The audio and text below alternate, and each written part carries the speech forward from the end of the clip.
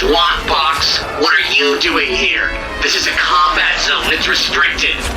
Ease off on your main thruster and head over to patreon.com/SWOCBC for episodes of our all-new series, Inside the Insider, where the gang explores articles from every single issue of the official Star Wars Insider fan magazine in order and get an even closer look at how Star Wars and its fandom have evolved over the years.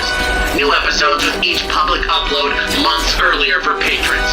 Red 24, Red 30, follow me to patreon.com/SWOCBC for the latest episode of SWAT Box. Inside the Insider today. In target range. It's ahead. All ships jump to light speed.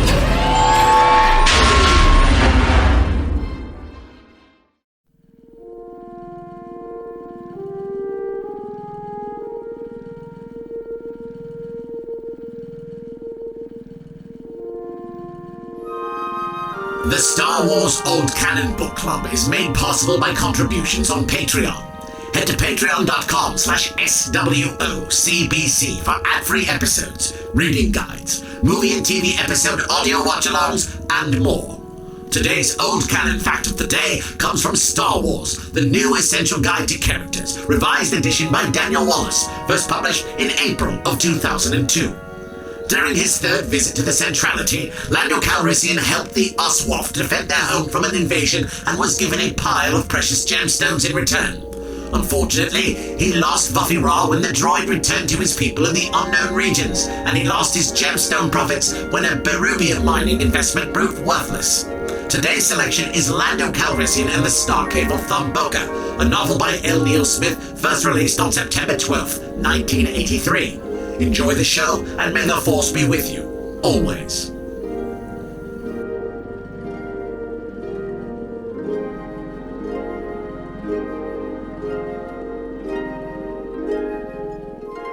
Mother truckers, or should I say mother space truckers, welcome back to the third. I don't know if you should say. The third installment. But in like an intergalactic society, do you think that they even... Like, do you, or like, I'm a space trucker, or are you just like, All I'm saying I'm is, a trucker? What do Like, you do on is it Corellia? just- What do you do on Corellia when you drive from one town to I'm another saying, like, with wheels? For if you're like a trucker driver now, or you're like, I'm a street trucker, do you have to qualify it when we have like fast and light They travel? probably won't say like my truck that goes into space when it's time What's to. up, my truckers? Yeah, mother, like- mother truckers. It's probably going to be like Do some. you think truck is a word they use even in Star Wars? Freight hauler. Yeah, it's definitely like a freighter, on Corellia, which No I way. imagine is like San Diego. Dude, I they don't know. did say in one of the earlier books, I'm pretty sure I like highlighted the word truck was used. Yeah, I feel like truck is a word, but like, you know, they're all British for the most part. I feel like basic is British, but I also feel like, so lorry.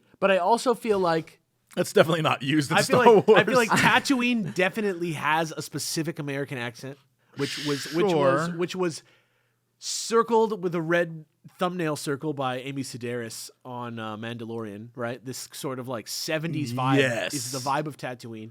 And I feel like Corellia is like Texas, USA. Like I feel like it's like the middle of like it's like what was it? Is it Pittsburgh that has the most basic American accent? I forget. Were where they like, how Yin's doing? Well, Pittsburgh? I don't know. It this is looks just me like- watching a Sure. thing. I think they say that it's like somewhere in Ohio or somewhere in Pennsylvania, somewhere in there, in that little zone. It's like the American the one accent. that sounds like TV the most. But I don't know. I feel like I sound exactly like that, but I'm Definitely also from, not. But it's what I mean. Yeah. I just don't hear the California. I would say that we go through like ebbs and flows of what the accent is. Yeah. Sometimes it's very northeastern. Sometimes it's a southwest thing of this is what the American accent is right now. But it's never, ever deep south. No. Unless Despite my you're desire dressed- for it to be. Unless you're dressed like your name is Aloysius. Like if you are, That's my dream. You know Yeah. Tom Hanks in The Lady Killers. Yes. Yes. Yeah. That guy's gonna be- hello. That's what I want desperately. Just doing a quick search of like truck definition, it could be in Star Wars because it seems like besides like the pickup truck that we think of now, it originally just describes like it's like part of a train or other thing where it's like the undercarriage with like the wheels that is used to haul Stuff. weight. So Yeah. it's like Like a hand truck. a thing. So I don't know. So space truckers and truckers, two different guys. Mother Do truckers. you think they're like, not that's involved. not my shit, dude. I operate in gravity, all They're not, right? like, driving- I am down to earth. Well, it's not like they drive like from Riverside to Los Angeles, and then like when they get to Riverside, they just drive like they turn like up instead. Yeah, like go straight up. I don't know, but it wouldn't take that long to get to space if you. I feel didn't like have a truck. truckers is an earthly thing, and in space you're a hauler, or a freighter, or a freight hauler. So what you're saying one of is those. that like trying to map things that belong on a planet is different to the scale of entire sectors of outer space becomes silly after a while. Yes, unless you're gonna use it against past me right now in a gotcha. Yeah, I was Yes, like, I how are agree. you using this against us? I'm not. I'm going to use it against Lando in the Starcave of ThonBoka, which literally does this as its central conceit. And look, the book is great. That's a great Yeah, look, dude. That segue was killer. Thank you. The book is. I got a handshake from Paul Hollywood just now. This. Hello, it's me, Paul Hollywood. my God, I Just don't- got out of me lorry. How to say you've never watched the Great British Bake Off? Wow, Without that's a saying- great cake. I love that pastry. Oh my god. Oh my god. Sorry, I had to take that off. Everything is the same. We're in the third like week of this, right? Like we're in the third show of this Lando. Do you think there's a Paul Hollywood, Florida? Also, based on how long it took him to write this is the third week of taco. L. Neil Smith writing this too. Yeah, exactly. Like there's no surprises to how we feel, right? Like the language is still Oh, there's here. a surprise. Dude. I actually liked this book. Okay, of the books, this was the one that, for the most of it, I was like very happy to read. Yeah. I think he finally was like, why don't I just keep it to like one real plot point only and not try and do too much? I was kind of like let down by how inconsequential the end of Roker Jepta is, like the reveal of what he is and how I'm pretty sure it doesn't really mesh with the previous book's references. Other than that, it's pretty sick. And his mind stuff, like the way that he describes, like the opening was so cool where it was like from LeJesus' point of view? LeJesus' perspective, and then it's like revealed that it's a Millennium Falcon. I was like, ha! All right, you little self-granted Libertarian of the Year award winner. It is the thing that's funny about that is that this definitely literally is like a treatise on like the libertarian mindset in like a very romantic version of like life. You know what I mean? And in that way, it makes it seem delightful not to have a master and not to have any sort of like rules holding you down. And But even that, like, speaking of master, everything we've been talking about in these last couple episodes, I was so pleased that they straight up were like, here it is. here are your answers. They gave you everything. You had Yeah. so many questions, and even though some of the answers you're It like, happened in 6 that's pages. it. It happened in 6 pages. It happened in 6 pages. Yeah, But yeah. still. I'm curious what I was you happy. think, which things you were like, this satisfied my curiosity. Oh, I'm not saying they were done in a way that, like, the last part of this book is like an info dump, basically. Yeah. It just throws information at you. But on a personal level, as a person who had a bunch of questions about everything from Vuffy Raw's, like, existence to who the hell Everything that they Gepta talked is. about. Actually, you know what? Everything Vuffy they Raw- talked about is here. It's paid off. I think this is what why I might be more frustrated at this book than it specifically deserves, partially because it's the final one of the trilogy. Sure. But because L. Neil Smith is not like a joker. He like has really cool concepts. I love his like sort of like cosmic level ideas for species. He just goes for it, yeah. and stuff. And it's like much more galactic and honestly like those weird Star Trek episodes where you get like a higher life form Yeah. interaction than you're kind of used to. That's what the OFTA or whatever the hell they're called are. And the Oswaft. That's what it is. And his like musings that he does through the various characters about like the human condition, about like government, about like greed, about like all this stuff. It's like you are a person that thinks about stuff. So that that's when there's just like bullshit like the end of like Roker Jepta's like all that stuff, it's just like you are capable of writing this better But than again, you did. reminder is he did all 3 books in 6 weeks. And that, and I looked this up because I know, but that doesn't like my doesn't problem excuse isn't anything. that like he had to write this in. My problem is like what the end product is. apparently the Han Solo books also were in a crunch. Yeah. And so, just quality-wise, I feel like those were a little better. And so I would argue like significantly better. And so I definitely think 6 weeks isn't enough to write a trilogy for Lando and make it as, you know, if you're going to get out there and wild.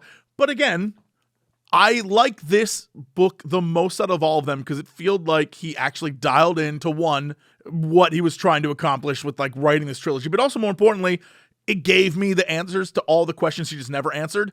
And the fact that technically the man did a thing that I love, which is I'm going to give the villains more time. Yeah. And that's not something that he had done before. And it's something I hate in movies and media where they're just like, our heroes have to defeat this villain. The villain has 5 minutes of screen time. And it's like, why do you need to defeat him? What's the point? I'm glad they gave Gepta more time. They gave the pilots who are like, the like, we're going to get revenge on Vuffy Ra. The Rastafarians or whatever they're Yeah, called. and then they added Vuffy Ra's former master. Yes. Which I was like, yo, this is so cool. So that, I loved that. I loved the inclusion of those three, how they put them all together and had them work together, but at the same time be like, we're actually not friends. I hate them. I needed to wait. I needed to wait because I liked that. I don't have a problem with that. It's really just like the way that every plot point wrapped up. It wrapped up like so quickly. Like I want to speak to like that. that they're so like the that is the major flaw of God this damn it, book. what is the name of 100%. that planet system that Vuffy Ra visited? Now Rastafari. It's not that. You can just call it Rastafaria, and we'll know what you're talking about. And then when we get to it in my giant outline, I'll tell you. But like, I don't know like how to rate realism versus not, but like their vendetta against Vuffy, even though like everybody else acknowledges like he's a droid, even when they're like, oh, Gepta even like refers to him as a droid, when he like gets the guy's voice, has like a complete change of heart. It's just a lot of like, but you're right that But that they, is. you know, they did, to their credit, like Chekhov's done that like 4 times.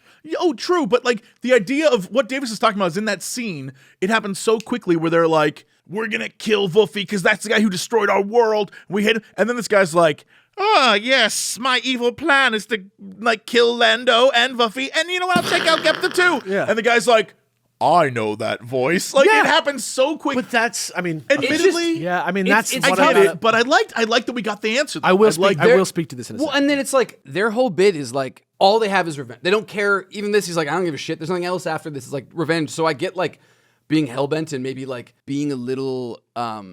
We see this in real life all the time. Like when you've like bought into an idea, and despite the like evidence that's screaming in your face that this choice that you're making is wrong. It's obviously wrong. Just listen to the man talk. Oops, sorry. Or whatever the choice could be.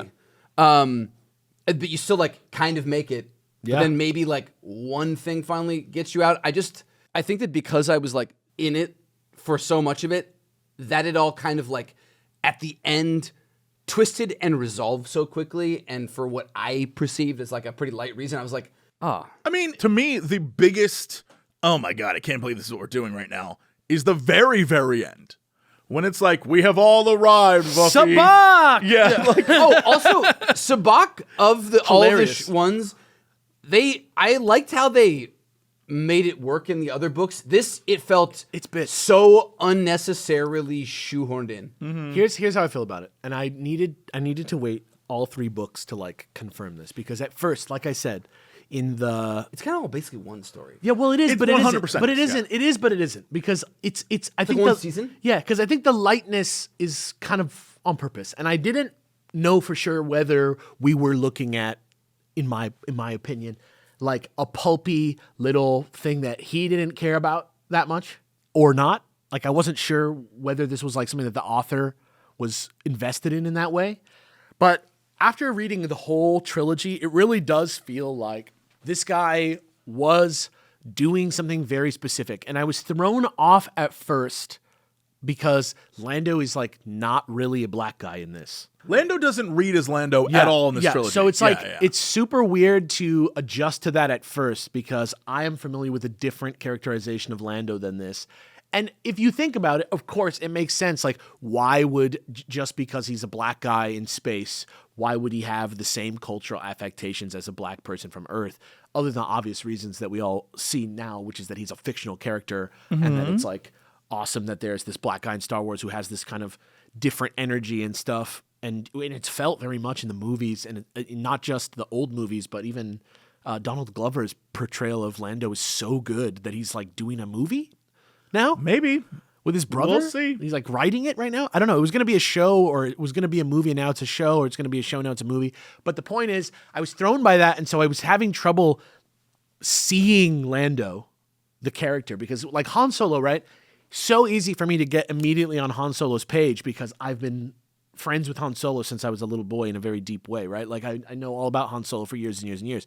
So the Han Solo trilogy, I'm like on board. I see how it's like a little essay about who Han Solo is. I see that sort of like fun, sort of like MacGyver-esque quality of it, where it's like each one is like a little Magnum PI episode or whatever. Like it's kind of fun. But like Lando, I didn't understand who Lando was to L. Neil Smith at first. And now looking at it from the wide, I see what he's doing. And what he's doing is he's doing Lando.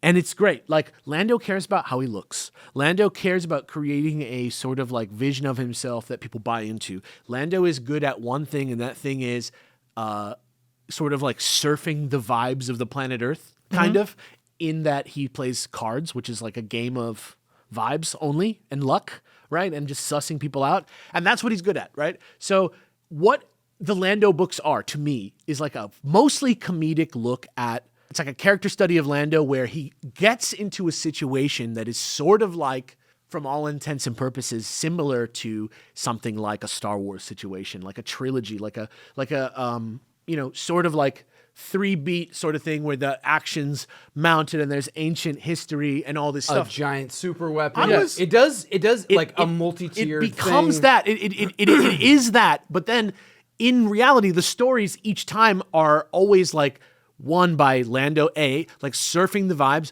being nice to everybody. And you see in the way that, God, what is the name of this British filmmaker who makes all the movies that are good, and he directs them and writes them? What? And he made Sherlock Holmes. No, Snatch. And, you're talking about, and oh my God. Lock, Stock, and Two Smoking Barrels and all that shit. Guy Ritchie. Holy shit. Goddamn, we got there. In the same way that Guy Ritchie... that infectious, couldn't remember it too. Yeah. Fucking goddamn it, I'm there. Guy Ritchie. Look at Guy Ritchie movies and see what he does. He takes the conventions of like a crime movie, like a Godfather-y type crime movie, and he shows you that in reality, or like Pulp Fiction is a great example of this. He shows you that in reality, the things that happen are as mired in like minutia and like stupid human emotions and like silly random nonsense and bullshit as possible. And if you go from the most simple, loving like Ewok creatures to the stupidest, craziest maniacal space wizards to everyone, it's all just this sort of like Buddhist, sort of like libertarian, sort of like essay on that stuff that's also very melodramatic. And I think actually looking back on it, there's shades of the real Lando here that we're going to run into a million times. I actually like thought that he nailed Lando from the first book. He's like suave. He's a gamesman. He'll make a deal with anybody, but he's just have a good heart. Yeah, like, he's just not the flavor. It's the same guy, of course. Like we're working off the same notes. It's just like when you go to the like his jokes or the things that he says is like, that's not like a cool line. He sounds like Greg Brady. He would say that kind of line. It's like Lando written by Greg Brady. I don't know if you guys picked up on this, but I got it immediately, and it made me laugh in like a that's not funny and I hate this way. Yeah. There's a scene where Lando sees a nebula. Yeah. I think it's a nebula, and he begins to describe it, and he's using words like lemony yellow. Yeah. And stuff. It is called, I think it's the it's like the Silly Rabbit Aurora. Yeah. It's a Tricks reference. Yeah. Literally Tricks. And I was like, shut up. And when I saw that, I was like, stop. But that's what I'm saying. Like, that's where he's at with Lando. He's like, yes. Lando's surfing the digital psychedelic superhighways. He says it's cherry reds, lemony yellows. And I'm like, get Lando zips through the groovy galaxies on like, waves of chillness, man. Like, that's you know the what I thing mean? that I thought was weird is like Lando, it isn't Lando in this. Yeah. But in my mind, and I don't know if you felt this way, it felt like these were not Lando books. These were books. Lando was the bread that they served Vuffy Raw on, and these were Vuffy's books. It was more Lando than a Star Wars. It was more of a Lando book than it was a Star Wars book. You know what I mean? It was like yes. it was like a fantasy. It never felt like Lando. It felt also, like Lando's dreams. like Sabak stuff felt like Lando. His thoughts on being an honest business person certainly like felt very Lando-y. He did the least Lando, like he does more starship repairs than like we see what like I'm saying, Chewie yeah. do in the movies. Fundamentally, like he gets yeah. stuck doing things that he would not do, and then like in the third, I guess this one it's like because there was promise of like gems or whatever, but like he goes whole, to like, save an it entire doesn't species. really make any sense. Yeah. But he's doing it for goodness, and because whenever he seems to do good, he finds Kind of. They that totally rewards also flow forgot his way. that he had the most amount of money ever. Like, you remember the last book ended with him having... Well, he lost it, of course. But they don't even mention it. Well, that's because at the end of this, he gets more money. Yeah, But I'm like... And he's like, he's that, set, That's he's one of fine. those, like, it ended with being like, why don't you just give these guys, like, enough money to restart their civilization? He's like, ha ha ha, no. And then the next book starts and it's never mentioned again. Yeah. But he wrote all this together and it's like... because it's been a long time now, right? I guess also... this is a year later. Yeah, this he book, he lived a year of debauchery in between. That's the whole point. I think you're right. I think it's like silly. I think that because he had some cool concepts, I was hoping it would come together better. But like the first book ended all this psychedelic stuff with like a museum of progress or He's whatever. never and was then the gonna be like serious. It the was like like a silly Disneyland guy ride, yeah. got style, but style is like the Oakleys and like a pimp suit at the end. So it's like you're right. Yeah. I shouldn't have like It never was wanted gonna more. be. It was never gonna be a space epic because it's a Lando book, and the fact that it ends in mundane, dumb ways is because that's like of course Darth Vader would never go out like choked out by some like prehensile tentacles in the middle of space, but Roker Gepta would, because Roker Gepta is played by Vinnie Jones in the movie, and he's like, I'm gonna fucking kill you, and then he just fuck, and like that's then he's all. a little tiny baby boy. That's all It's he just- is. Yeah. It's just like he was basically. I read it and I'm like, he's like plankton. I'm the Juggernaut. He bitch. literally but is he Plankton, literally Bob. is plankton in He the literally tone of is, SpongeBob. yeah. It just- And when it's Lando like- flies, the flowers that are in SpongeBob, they're in space. He can see them. But my problem Serious. is like they spend books talking about how he's like older than you could even imagine. He like infiltrated and took down this like mysterious sorcerer of tons situation. And this book confirms that even the Emperor, he's on the Emperor's radar because we get from what's his face's perspective. He's like, oh, people are paying attention to him, but not in the way that he thinks they are. So you're like, okay, this guy is not only legitimized by his own thoughts, but like by others' reactions to him. And then instead of winning or doing anything, he wants to have like a shootout Because- in space. yeah, because and then he's it turns dumb. out that he's not this unknowable thing. He's a little tiny baby boy. Because they're even like, nobody has ever seen this. And then he's like, oh, he's this simple thing that I can identify easily and kill. And you're like, They are absolutely a What? Star Wars race. There's Yeah. like a species of those things. Here's the thing. but the way that suck. they They're describe not him cool. and the other private thoughts of him and what he is in the other books make it seem like this is not just like, But that's oh, his- it's a They're starfish. from his point of That's view. his point of view. He thinks he's that. That's the whole point. Is Yeah. like Lando is playing Sabak. He's just betting. It's just him being like, I'm gonna win because this guy's a dumbass. I'm gonna go out in space and trick him with some dumb shit, and it's gonna work. And it just does because he's actually just a small man. Yeah, he's a Because dumbass. Any amount of Also, by the way, fascism, also in any space- amount of craziness. But like, okay, in the last book, they like established he has like aimbotting hacks. Yeah. But he loses a gunfight. It's like, Yes, because it's nonsense. because he's the Well, that's 'cause establishment. what's-his-face Because he's the establishment, wet. and Lando is a free man. I'm it. not. I don't miss those Yeah. themes. I'm just like, it's lame. Like it's a bummer. That like Well- again, he can write better. He has done better writing, and that's why I'm like frustrated. Is that like for all this, that's how it ends. I I think think the they doofiness. I think if you asked him, he would say, and I don't know if he's alive. I apologize if he is, and he's just like, I've been trying to get on the show. I don't think he is available. I don't know, but if you asked him, I think he would be proud of the books. I think he did what he set out to do. I think he that's what I'm saying. I don't think he would say. believe it. I don't because think he would say, created "Oh, I an just award shipped that these he out." gave to himself. Well, but I'm just saying, I don't think he would say, "Oh, I just crapped those out." I like, you know how like one fact about a person you can be like, oh, that fact about him has never left me. That he like created an award and gave it to himself. Is like, I have your number. It's pretty funny. Yeah. All right. Well, whatever. But you know what I'm saying? Like, I just think that thinking of this, interpreting this as like an epic story that was poorly told, I think is not necessarily. Oh, and my that's what I take. was trying to say about the tricks thing is that I don't think any of this is epic. I think it's Saturday morning cartoon level, and it's fun. And I like this more than the other 2 books. for like cartoon Saturday morning cartoons for like a stonery like This high is the school same or college vibe kid as the Han Solo books. who Just can those read. are better. Like those are, even if they're not like incredible or whatever, like But these are they the don't like groovier betray ones. themselves. The second one's like a little bit Guy Ritchie, actually, like very Guy Ritchie. I think all of them very much are. Yeah, But like, I don't know, like they just all fit nicely within themselves, and they don't like. I think the difference is that Lando is a character. not we don't as not as fleshed out as Han, so you don't have enough to work with. And then they gave it to a guy who clearly isn't like, I get Lando. yeah. He understands the core concepts, but it's not like this isn't yeah. a Oh, Lando For sure. book. I We're like, agree with it you. sounds like we're just trying to like rationalize it, and I like, regardless of the reason,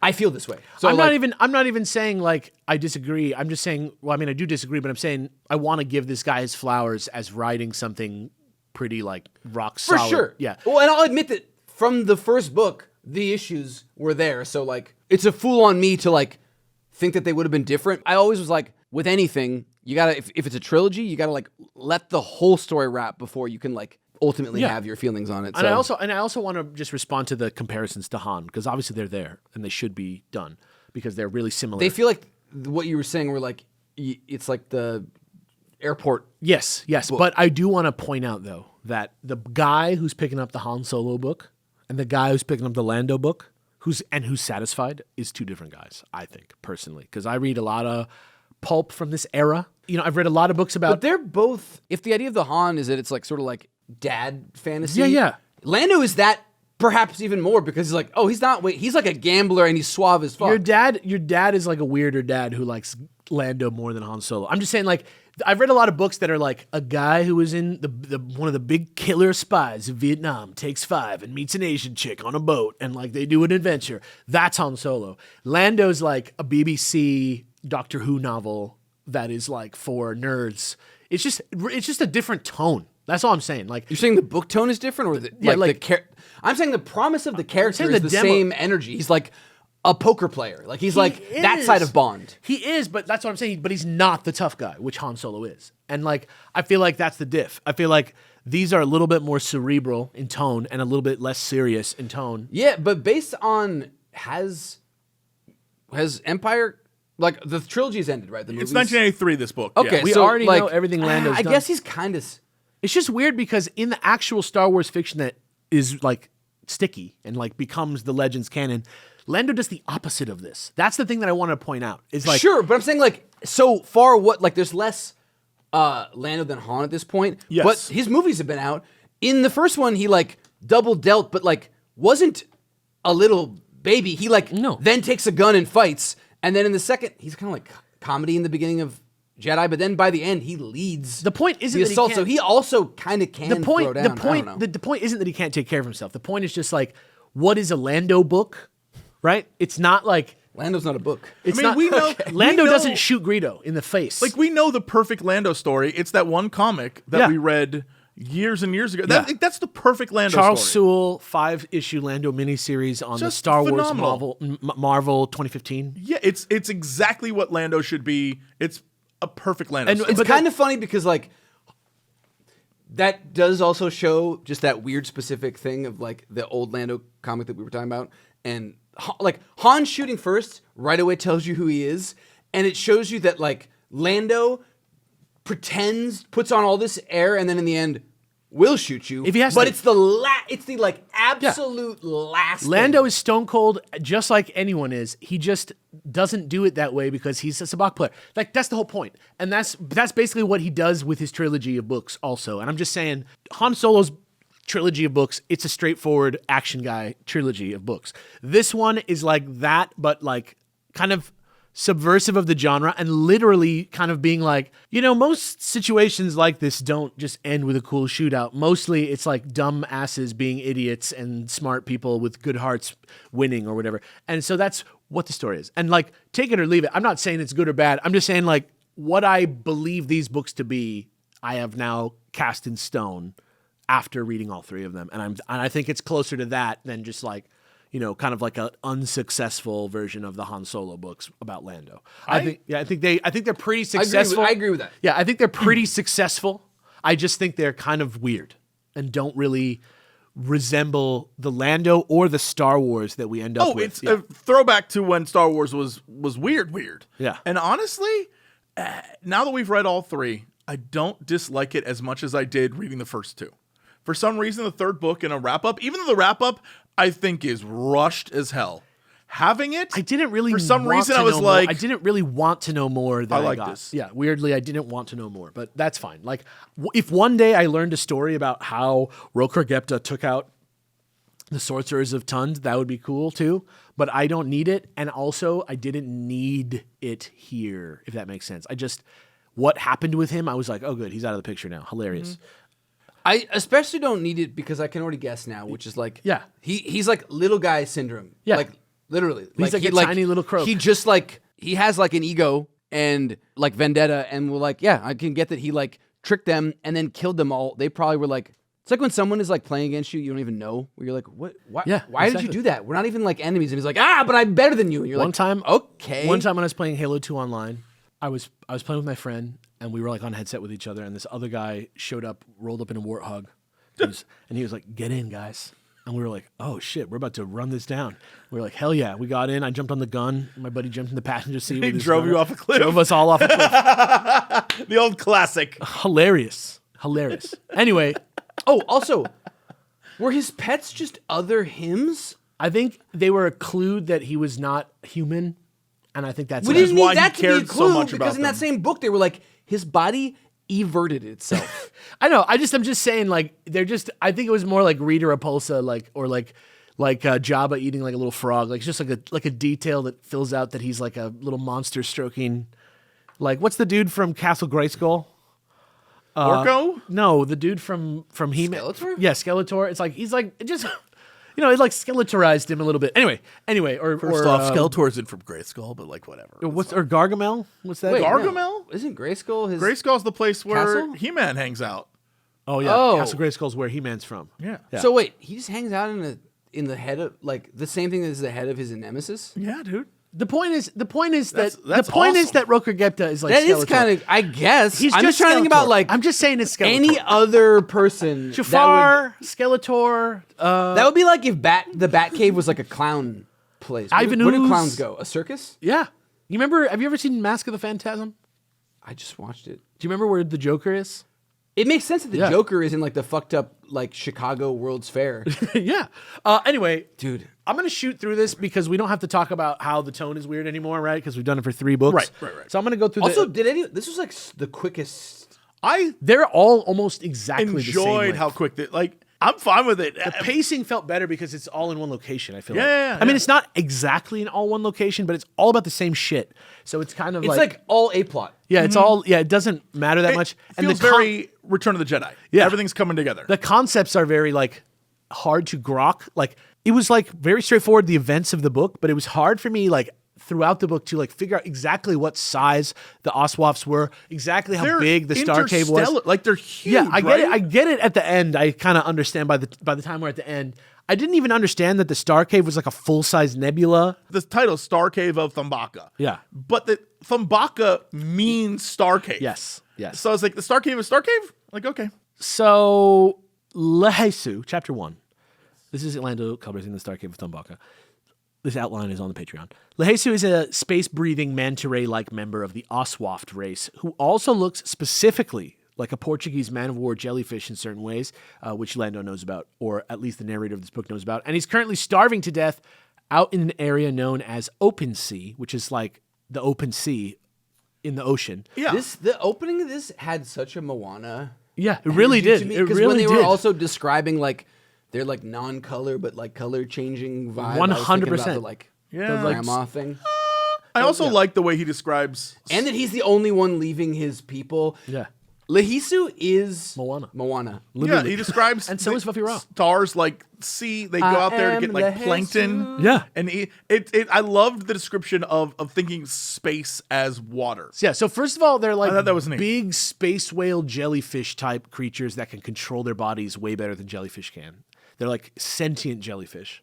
from space that are I mean, huge. again, like Also, Davis said, don't jellyfish just like they don't move of their own accord. no, They jellyfish just are like exist. plants. Jellyfish are basically plants. yeah, like Davis was right. The idea, I thought it was cute that he was like, I want to travel. My species doesn't like that, but I'm going to go out into space and see what's out there because I'm like an upstart crazy kid. And then he just gets lost in. But it's even more weird than that because he's not like, I'm going to go explore space. It's Also, I really liked everything about the Oswaffs and like that he was like a special one made. the thing by a is, thing. these guys are a monoculture in space because they don't meet anyone. So like, oh, they hide out and their notion of what is outside doesn't exist because they only have ever seen their own selves. yeah. They're aware that there is stuff out there, but there's no globalization encroaching on them. Also, the way that they communicate is different, and like, yeah, they don't create like the idea that they had to explain that like the Millennium Falcon is not us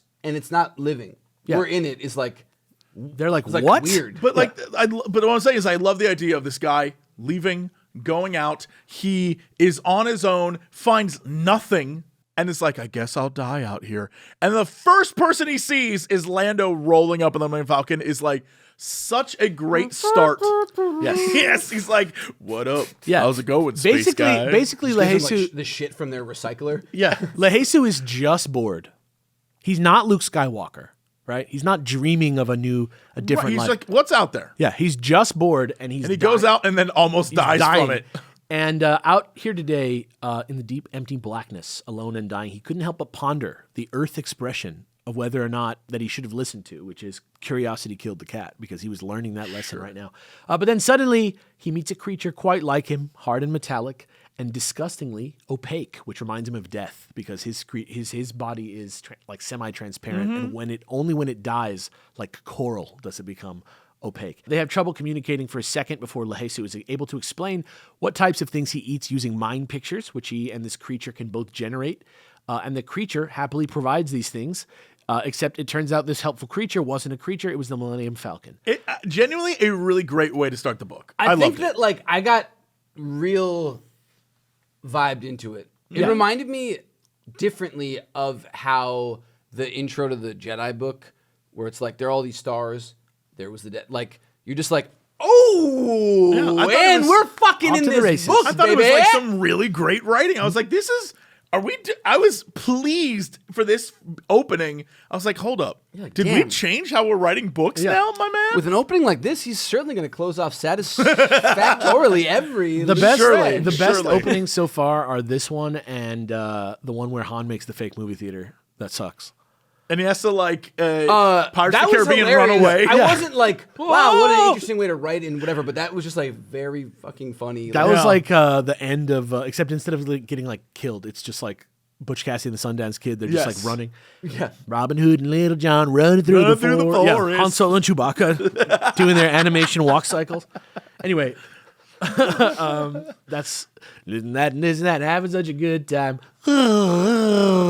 Anyway, as the Millennium Falcon hurtles through space, Lando floats in 0G, which he can just do because he likes it, and it helps him think in a fun, and it helps him picture life's twists and turns that have led him here a little easier. And he's thinking about his own misfortune, and he's thinking about the fact that Roker Gepta's vendetta against him. By is- the way, yeah, we don't do this much because they don't really like play with spacesuits in the movies as much. Yeah. But the idea of like they don't really use them at all in the movies. no, but like this. Just kind of put a little thing on their face, and they're good. Oh, sure, you're right. Sometimes they don't even. Sometimes they reach their hand out and float back to That's the ship. true. but Just like didn't need to have that. All right, anyway. I know, there's a lot. That's but, the one thing that I'm like, what? I hate that scene. Didn't need to occur. All right. because you're talking about like space, water, Yeah. Navy. It's commonly used, but like the idea of like, yeah, you're just like taking a soak in space. Like you're on your ship all the time. Like it wouldn't be crazy to think that like every now and then you just. Like, I would use that. I would just go. You go sit outside in the vacuum and just like chill. Do you know how much it hurts for me to like read a comic book on a chair in my house that is like not the best chair in the world?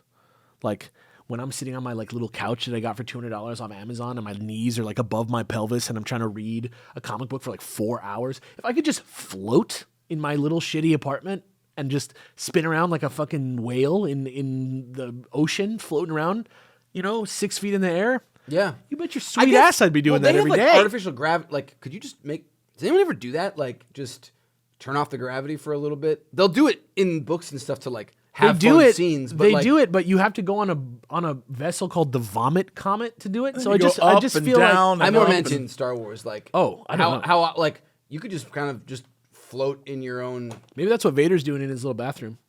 Yeah. His little private B room, helmetless bathroom where he can fully take all his clothes off because he basically is trying to go to bathroom. In a onesie. shower. But yeah, he thinks about his misfortune. He thinks about the fact that Roker Gepta's vendetta against him is slowly ruining his life. He has Vuffy Raw pull the throttle back a few meganauts, which is the thing that they say in this, to allow the medical equipment attached to his arm and toe enough time to mend the broken bones he has in those places before he gets to ThonBoka. The implication being that in the year since the previous book, he has continued to just dodge assassination attempts and get his ass kicked on behalf of Roker Gepta this entire time. Also, unexpectedly based on the title, ThonBoka means Starcave. Wasn't it? I thought it was not Roker, but it was. Aren't these the? What is that planet? Why do I not have the name? The Rastafarians?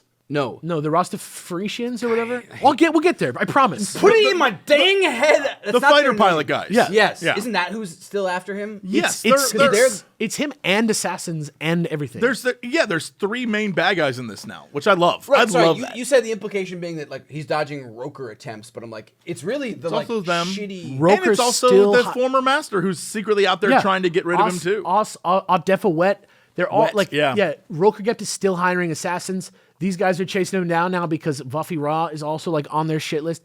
The point is that their year has been just another year of them getting their asses beat in a bunch of different ways that they don't get into. But that everything is just basically the same as we left it, except it's just been, and he has some broken bones.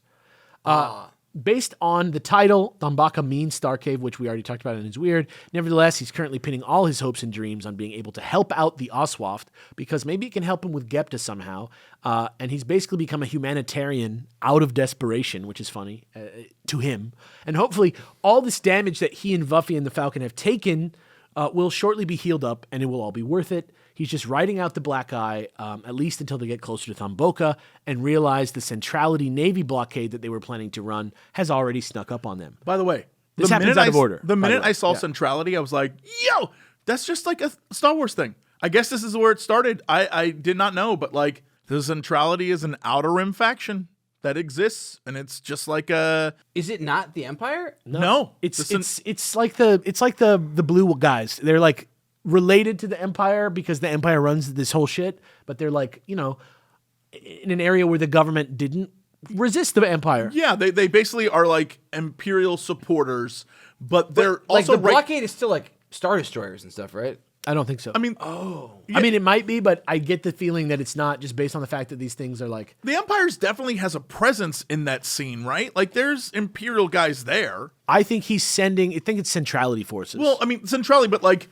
it's like imagine if you looked at a big star map. It's not a huge area space. It's like a little tiny, self-governing thing, like right next to hut space. if it's a Star Destroyer or not, I think it's more just that we don't know what those are called yet, that they're not Sure. here. But I believe that it's definitely not like stormtroopers and dudes that dress like Nazis and all the. I don't think it's like straight up Imperials. That might make more sense why he was able to just be like selling them cigarettes and like gamble with them. Yeah, because their centrality, they're like. They're not like as buttoned up as the Empire. No, Where they're won't not. allow you They're to have not any fun. regimented soldiers. Like It's that. you know what it's Okay. like. It's like the corporate sector guys in Andor.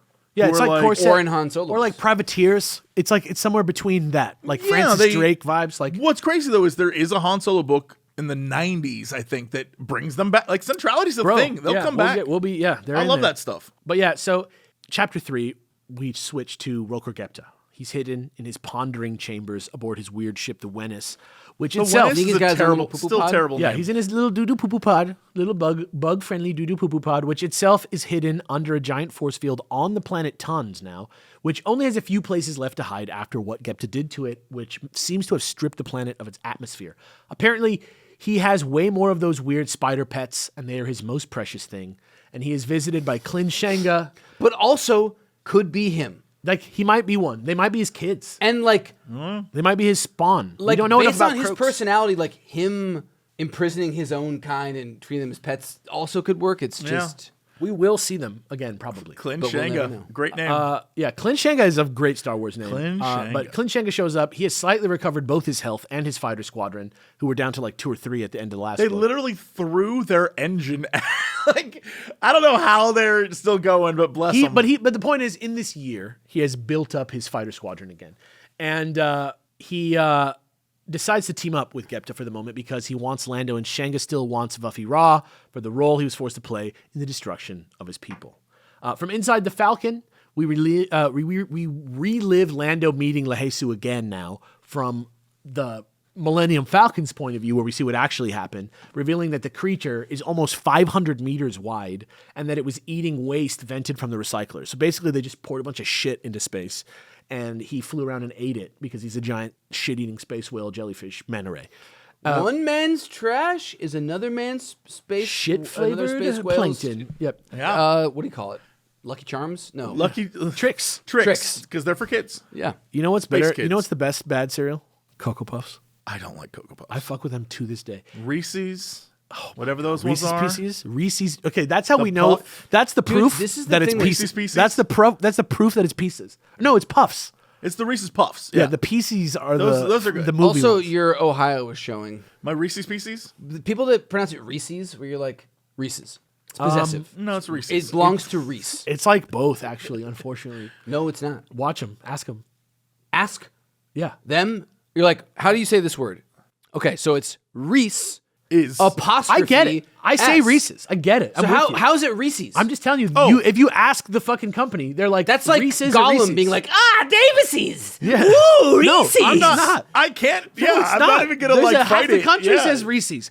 It's just what it is. I don't care how many people say it wrong. It doesn't make it right. This- Reese's Reese's apostrophe Pieces. S. I think your L. Neil Smith is showing right now, man. No. I need you to calm down. I'm gonna give myself the. I'm gonna create the like the candy czar of the the year White award. Knight of the year Reese's award, Cups? and going to task on people that mispronounce The White Knight of Peanut Butter Cups award. Yes. 2025. the White Chocolate Knight. The White Award. Chocolate Knight Actually, Award sucks. I get close to me saying something that I You can't stand behind. saying. And also separately, but not unrelated, white chocolate Reese's Suck. cup are Suck. the fucking worst. Yeah. The nastiest version of the candy. Anyway, after time spent learning the language of the Oswaft, Vuffy Ra was able to communicate with Lehesu directly and even allow Lando to, though he couldn't receive the images himself. So to show his gratitude for Lando helping him, Lehesu reveals he can create precious gems out of their base components, atom by atom, as a reward for Lando. So this Think about like you just like actually crapping out a diamond. he can do it with he could make a PlayStation theoretically, right? Like he could like do it if he knew. I mean, yeah, technically. I thought it was supposed to be simple things. I think if he completely understands it, he can make it. Okay, I thought that there was a line about like machinery or complex stuff is tough, but I whatever. know, tough, but I mean, I don't know. This piques their interest. Obviously, they decide to be full-on friends with the Thing for this reason, but also because they're good guys. As it turns out, the reason the ThonBoka is under blockade in the first place is that after being saved by Lando, Lehesu, curiosity about the galaxy fully piqued, used their innate teleporting ability to go even further away from home. Because now, not only can they like do all this crazy stuff, they have their really powerful cosmic beings. Sure. They can just apparate from one place to the other, anywhere in the And the galaxy. centrality was like, hell no. They were like, But what? They do have the like Nightcrawler thing, right? Where they're like, "Oh, we can't go or we don't know," right? Like Not really. He's just like, oh, that's a place I did not know about before. I'll go see that. And then he's there. Well, no, that's for Lehesu because he's like different, but aren't the other ones? I thought there was like a line about how they. It's won't, literally that they can't conceive of where they would be going. It's literally that they like don't know where to go because they don't know of anywhere. Oh, So Lehesu literally, that's the whole point, is that they're unchecked like space gods that can do anything. So when he does that, it draws the interest of the Centrality Navy, who immediately views them as a threat after reporting the Empire. And then just follows his ass home. Yeah, and then after Lehesu led them straight home, made the plan to choke them of their resources and destroy them, and now have started to carry it out. So now everyone is starving because the way that shit went into the nebula is now getting blocked. the idea that they like so quickly clock the like weakness of these unknown forever creatures and can block all things like Just a testament to the power of science, to be Again, honest. this is not like the hot gates in 300 that you're just like blocking. It's all directions of an entire nebula. Well, the thing is about the nebula is that because the reason it's called the Starcave is because there is an entrance and it has walls that are impenetrable by ships and sensors on all sides except for this one entrance. So unlike most nebulas where it's just exposed to space, the Starcave itself is referred to as ThonBoka, the Starcave, for this special purpose, and it is why... Did they say that... That is why it is a civilization. That's why they're in there. Yeah. It's like that's why they've evolved the way they have. Okay, I get that it like protects them, which is why they don't like leave it, but does that mean that like nothing At the end? can get... It's space though. Like No, nothing gets in? No, they hide. Remember, they hide in the walls. It's impenetrable. Like, literally, when those things show up at the end and come just straight through it, Yeah. it is the first time that has ever occurred in the history of the Starcave. Sure. I'm saying nobody can go through it. Okay, my point, I guess, okay, all right, I guess if we're using the water thing, it kind of makes it, just that they like eat random space stuff. So I would have assumed that, like, sure, navigating a ship through a nebula, but the idea that I'm like, I don't know, even all their nutrients In the only come last from one area? last 10 years on Earth, we found out that there's a cave at the bottom of the ocean where all the sharks meet up and have sex. We just found out about that. I gotta get an invite. I'm just saying. I'm just saying. I'm just saying. Like the way that something like that would isolate you is insane. Anyway, he turns the Calamity's plan to board them against them, arranges to come aboard their craft instead, claiming to be a trader of fine cigars, cigarettes, and something that he likes to call chocolate. The guards really like cigars, and even though his charisma stat is lower in a big baggy spacesuit, Lando's still able to work a little deal, and they take him to the sector chief because, you know what, the cigars are pretty good, and the guy's a fast talker. Yep. Luckily for Lando, the chief is very dumb, loves cigars also, and though he almost thinks he's caught out for a second, the chief actually just wanted to know what the blockade is himself. So, like, Lando starts asking about the blockade, and he's like, do you know anything about it? And Lando realizes, oh, these guys don't even know why they're here. So that's like what he finds out, and Lando convinces them all, you know what? While you guys are all here doing this dumb thing that you don't understand, I got some cards. Like, we could just like play cards right now. And place it back he does, playing his part extremely well, jumping from freighter to freighter, not cheating at cards, but just selling a lot of cigars, working hard just to stop himself from winning every time as they ever slowly make their way inward towards the ThonBoka. So he's like now jumping from ship to ship, like kind of being like, hey, do you guys know any other ships that want some cigars? This part is like cool, and this feels like a thing that Lando would do. Like this is also a whole video game. This also feels very Guy Ritchie. Yeah, yeah. Like this little, you can see the montage happening in your mind's eye. Yeah. Have you seen the movie The Gentleman? Yeah, yeah. It feels very much like The Gentleman. The dude. I have not. Is that the one that also has a show about it now? Yeah. It's the one that has that. Jeremy Strong. Is that his name from Succession in there? Hi, I'm this guy from Succession. Yes, and he's the bad guy. Yeah. Matthew McConaughey in this. Anybody a good guy in Succession? Matthew McConaughey is kind of a good guy in. No, we're talking about in The Gentleman. Oh, Matthew kind of a McConaughey. good guy in Matthew The Gentleman. McConaughey is Lando, by the way. Okay, yeah, all right. Yeah, I Kind of, see that. but like the real Lando. Anyway. all right. Yeah, exactly. So they're making their way shipper, like they're going through the blockade ship by ship. That's like the back. Oswald, man.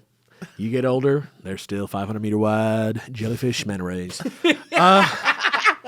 Texas forever, man. Dude, he would love. Big Texas, big chocolate. He would be. Call me Big Chocolate out here in space. That good Texas chocolate. Anyway, so stupid. On one ship, Is there good Texas? they got good cows. You gotta imagine. On one ship, Is like Texas chocolate like oil? you know that You in know Texas, there's a place that, like the fudge you factory. know I just in meant like, Texas, is Texas chocolate like oil? Is that like a slang term for Texas tea. No, that's Texas tea. Texas. Black Okay, gold, that's black why I gold, thought of it. Texas tea. Well, the next thing you know, anyway, on one Beverly ship, Hills. he hears word of the ship, the Courteous, which is the one that is closest to the front of the blockade, and that they might want some cigars. And he's like, closest to the front of the blockade, sign me up. So he heads over there. Instead of docking with them as he planned, though, he just like keeps going, and they're like, hey, where is he going? Where is he? Just oh shit! And they like he just goes for the mouth of the cave. And after they activate like a special device that Lando he tells Vuffy to make this device. They're like, should we shoot him? And it's like, yeah. And they just shoot him, and the Falcon explodes, and they're like, great, he's dead. This is the shit where it's like, yeah, they have like a plan to. I forgot exactly what they do. They don't but say what like, the plan is because it's they do it out of basically order. just like, I don't know, create At this point in the story, it's literally like he's like, Buffy, make me this thing, okay? No, but like it's like they're gonna fake their death, but it's like another thing where I'm like, this does not feel Lando. Like Lando playing cards and working that way, but like that's a Han Solo play. The idea of like playing dead makes sense. Like for Buffy Raw, that doesn't really like make sense, but like that he's like, I'm also this genius. Let's do this. Is like, I don't know. So you're like, okay, yeah, sure. But it's a fun. Because they are dead for a while. They are like out of this book for several chapters. I love that. I'll be honest. Yeah. Entities known as the One, and so this is chapter 6 now. Entities known as the One and the Other consider the unique perspective granted them by their ancient lifespans. Dude, and the this huge is so like Destiny. Like this is like this is the shit I love. That the One and the Other. This is some Alan Moore shit. This is that Alan Moore comic shit to a T. Super weird, discordant with my understanding of the Star Wars universe today. This is like if there was like 4 different things like the Bendu that weren't each other and they all met up and started hanging out. Like to me, this is as trippy as that one episode of the Clone Wars where they like go and there's the dagger. Yes. Yeah. Yeah. Like this is that trippy. But this, again, leads to a fun payoff. Totally. So I was like, all right. I liked these creatures. I just think they're totally like worth noting because they are so of the Neo, the like protoverse, and not the real Star And what's Wars. crazy is it'll take us a while to get there, like a while. But towards the end of the old expanded universe life cycle, they really started to reach back into that Eldritch horror style of like, it isn't just the Force. There's other weird, creepy, ancient things out there, that you will contend with. And towards the end of the Yuuzhan Vong era, that's in full swing with that other Jedi, that weird one that's like a bird. The lady who's like the ancient teeth lady. I don't remember her name. Like, another one. Dude, that's the one that like in the Q&A people were like asking questions about, and I'm like, I'm not going to look into this at all because so I actually like that Star Wars started to do that. Like, let's get real weird with it. And honestly, I'm fine. It's funny because right now I'm like, that's not Star Wars, and it's going to go eventually away. it 100% becomes and Star Wars. It turns out like actually that's just actually more like now that we've looked at it from this angle, it's like like the space whales are. Here from the beginning. Yeah. Well, and like I acknowledge that I like have an obsession with cosmic horror because of like Bloodborne and my love of that whole genre. It's sick. It's in the book. The way they describe the cave in Empire Strikes Back is like that idea of like dark tentacles, shifting, unknowable. They use the word eldritch in Splinter of the Mind's Eye. Yeah. Like it's literally also Han Solo doesn't understand the implications. It just being like evil, passion, greed, consumption. It is like it's the ooze from Ghostbusters too. Yeah, the Vigo ooze, big time. Yeah, 100%. Well, no, that's like bad vibes gag. I more mean just like the idea of like crazy growth creatures that just consume and whatever. Maybe if you leave the bad vibes gag for 1,000 years, right? Maybe the dark side of the Force is just some bad vibes gag. It's like sauce. New York City created the bad vibes. Yeah, exactly. 80s New York created the dark side. That was some bad vibes. I don't know what this year's vibes are going to create. That's some nasty gag. Ivan Ooze. Yeah, that's where it came from. Yep. And it was it's fucking right. It's Belloc. Is Ivan Ooze? Yeah. Yeah. Anyway, so the One and the Other consider the unique perspective granted them by their ancient lifespans, the huge amount of time they and the rest, which is another entity that may just be the consciousness of their entire civilization, the rest. Now that I know who they are, it might be like Evangelion type, the rest. As maybe. In like the orange goo from Evangelion, the rest. That they've spent in stagnation, doing and learning nothing new because they are, in some ways, they know everything. They sent one guy, though. Yeah. So they aren't comfortable with the idea of uncertainty as a concept. That's how much they know. And now their first experiment in newness, 1,000 years in the making, is starting to bear fruit.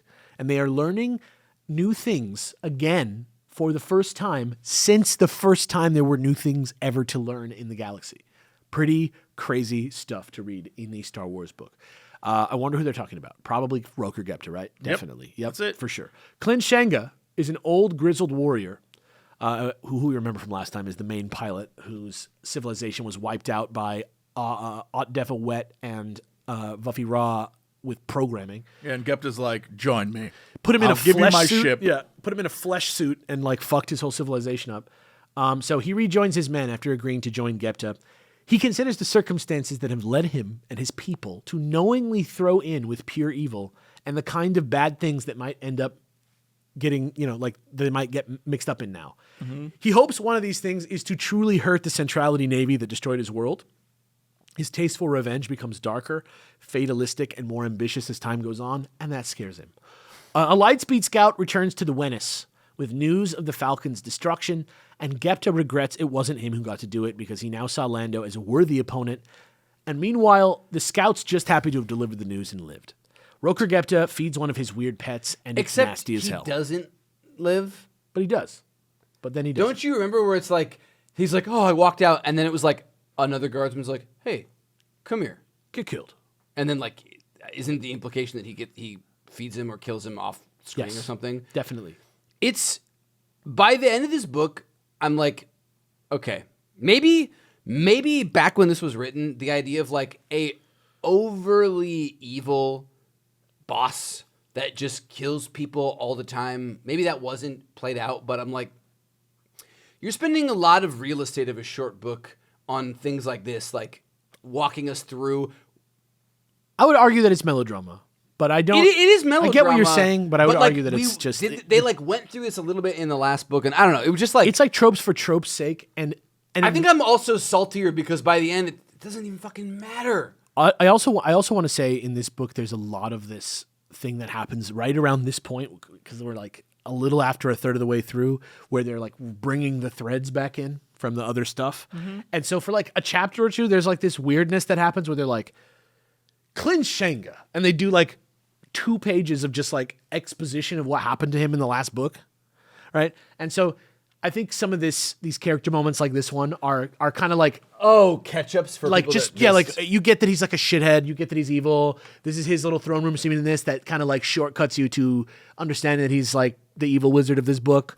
But yeah, of course it's fine. They just continue it even until the end where he's like, and kill their whole family and everybody within whatever like degrees of Kevin Bacon of them. It feels funny to me by then. I get it. I get it. Roker Jepta is a fucking asshole. Can we like deal with the things that we've been reading for 3 fucking books? I feel like the reason why there were 3 villains is to give us like a snatch. There's straight up. There's the guy who you're talking about who's so over the top evil it's comical.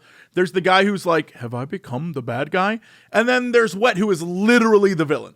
It's like he's like, I planned against all of you. It's so weird because he's Starscream, right? Like, yeah, like literally. He's like, he's a little bitch, and he's also doing the Emperor. He's like working for both the Emperor. He's like it's implied. He's like gunning for and the other guy, and then he like takes his shot, but his shot is so shitty. Yeah, you're just like he's like gunning for it. Oh my god. Yeah, it's funny. I also want to just point out, like, the scene where Marcellus Wallace getting donuts. Sure. Okay. And, I was like, and Butch sees him crossing the street and he just decides to hit him with a car. Yeah. And that gets them both locked up in like this crazy gimp thing with a samurai sword.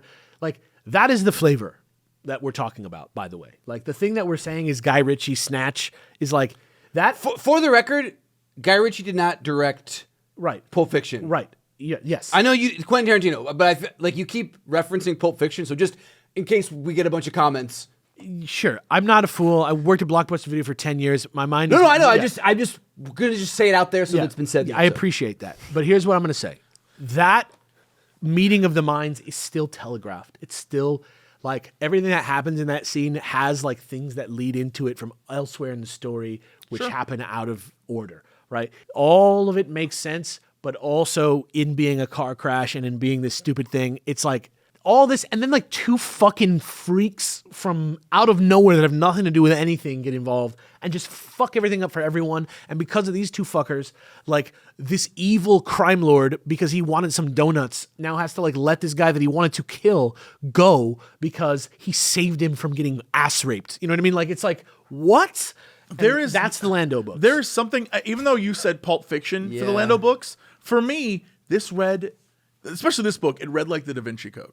Yeah, this one's like two pages and it's a new chapter. Yeah, but it felt like in the Da Vinci Code you have like the bad guy who's in the church and he has this like goon, and I was like, oh yeah, that's I guess in the movie is Alfred Molina, but like that dude and his goon are Gepta and Klin. Yes. And then I was like, oh, and literally Ian McKellen's guy is Wet. Yeah. I was like, all of these villains are straight up just the bad guys in Da Vinci Code. Yeah, literally. I was like, holy crap. Except it's all for like the silly. Well, I guess Da Vinci Code is not. It's Da Vinci Code. Yeah, Da Vinci Code is not no, serious. you're right. His thing is like, what? Tell me, what's your favorite way to take tea, Mr. Langdon? And you're like, oh, what a delightful character. And he's like, I must have it talk to Langdon. And you're like, oh my That's God. how I felt about all these Yeah. characters. It's like, they're all somehow inept, but the stakes seem incredibly high. It's like, all right. It's the best libertarianism ever looks. Is that flavor right there? Is like being like authority figures are stupid as fuck. Everything that makes you powerful is like foolish ambition. That element of it is relatable. You know what I mean? It's relatable. Yeah. People who want to chill out, that's where they get you. As Lehesu waits for Lando to appear as he promised, seemingly ignorant of Falcon's supposed destruction, his friend, his buddy, the Millennium Falcon's supposed destruction, he watches the movements of the blockade and its effect on the environment of the Starcave. Lehesu displays abilities beyond anything planetary organisms could dream of to zip around effortlessly, decode languages and transmissions, like spy, even ones that are like encrypted on the spy channels. He can read it like it's not encrypted.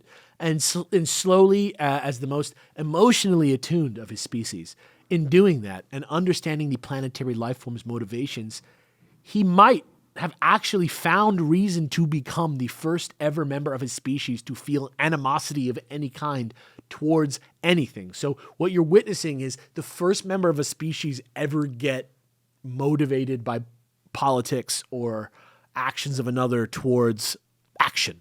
Yeah. Pretty interesting. And a parallel for something that we will see occur later in another character. A very bored perimeter control officer scrambles some fighters in response to a strange reading on radar and witnesses them have an encounter with Lehesu, but has no idea what to do as Lehesu effortlessly destroys several of the fighters with ease by screaming at them and escapes, unaware a scout ship is following him cloaked. So Lehesu, unchecked, so powerful, but they're like They're just trying to talk and Yeah. they don't have their shields up. just Destroys destroyed. them. Yeah, so they're like, fuck. So they like, they just are like, let's monitor this because we obviously can't like win against it, or we don't know what the fuck it can do. Lehesu fights tons more attackers as he moves through space and laments his own people's first time feeling any slight discomfort being enough to frighten them into inaction, even as their power and potential as individuals is obvious and overpowering. Huh. Relatable, right? He's, hey, shout outs to my man, Chuck Schumer. What's up? He's feeling a lot of emotions for the first time. Nothing is the answer. Yeah. The seemingly burned out husk of the Falcon suddenly explodes from hyperspace, and Lehesu feels mounting anger and desperation, which is all kind of exciting for him because he like doesn't know what that exactly is. Chapter 8. Gepta has a private chamber on the Wennis where he is creating more of his weapon of mass destruction. And when I mean private, this shit is private. This is a private room. Shanga meets Gepta. Masturbatorium. It really is like a room that is like you have to go outside of the ship to get into. Shanga meets. There's a fucking movie, an indie movie. I'm thinking late 2000s. Brian Cox is a character in it. What? And he refers to it like he refers to that a room Mama's as a Boy? masturbatorium. And it Grandma's I've Boy? always Maybe. No. It's like a Wes Anderson-y type movie. With Brian Cox? But In the masturbatorium? he used that word, and I've always thought it was Hilarious. It's my least favorite clue room. like an intellectual trying to like. You know who justify. You know who definitely has a masturbatorium? The Highlander. Wouldn't you argue that the whole world is What? I just feel like he would. Anyway, chapter 8. Gepta has a private masturbatorium. Shanga meets Gepta on the Wennis again, frustrating him with every step he takes because he's not afraid of him. Like Shanga is just so gothed out that he does not give a shit about this space wizard. He even tells him he has better men because Gepta treats his best guys like they're disposable and like shit all the time. Nevertheless, Gepta brings out our old friend Ot Defa Wet, who, unbeknownst to Shanga, was Vuffy Ra's previous owner, a.k.a.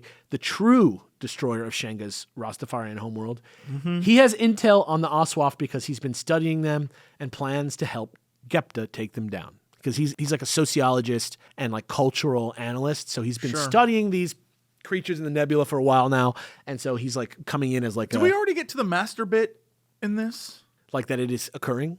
there's something I wrote down a note, and I don't remember if we're there yet, and I don't want to jump the gun. But there's a moment, because we've talked about this, where Vuffy spends all of his time calling Lando master, and Lando's like, don't call me master.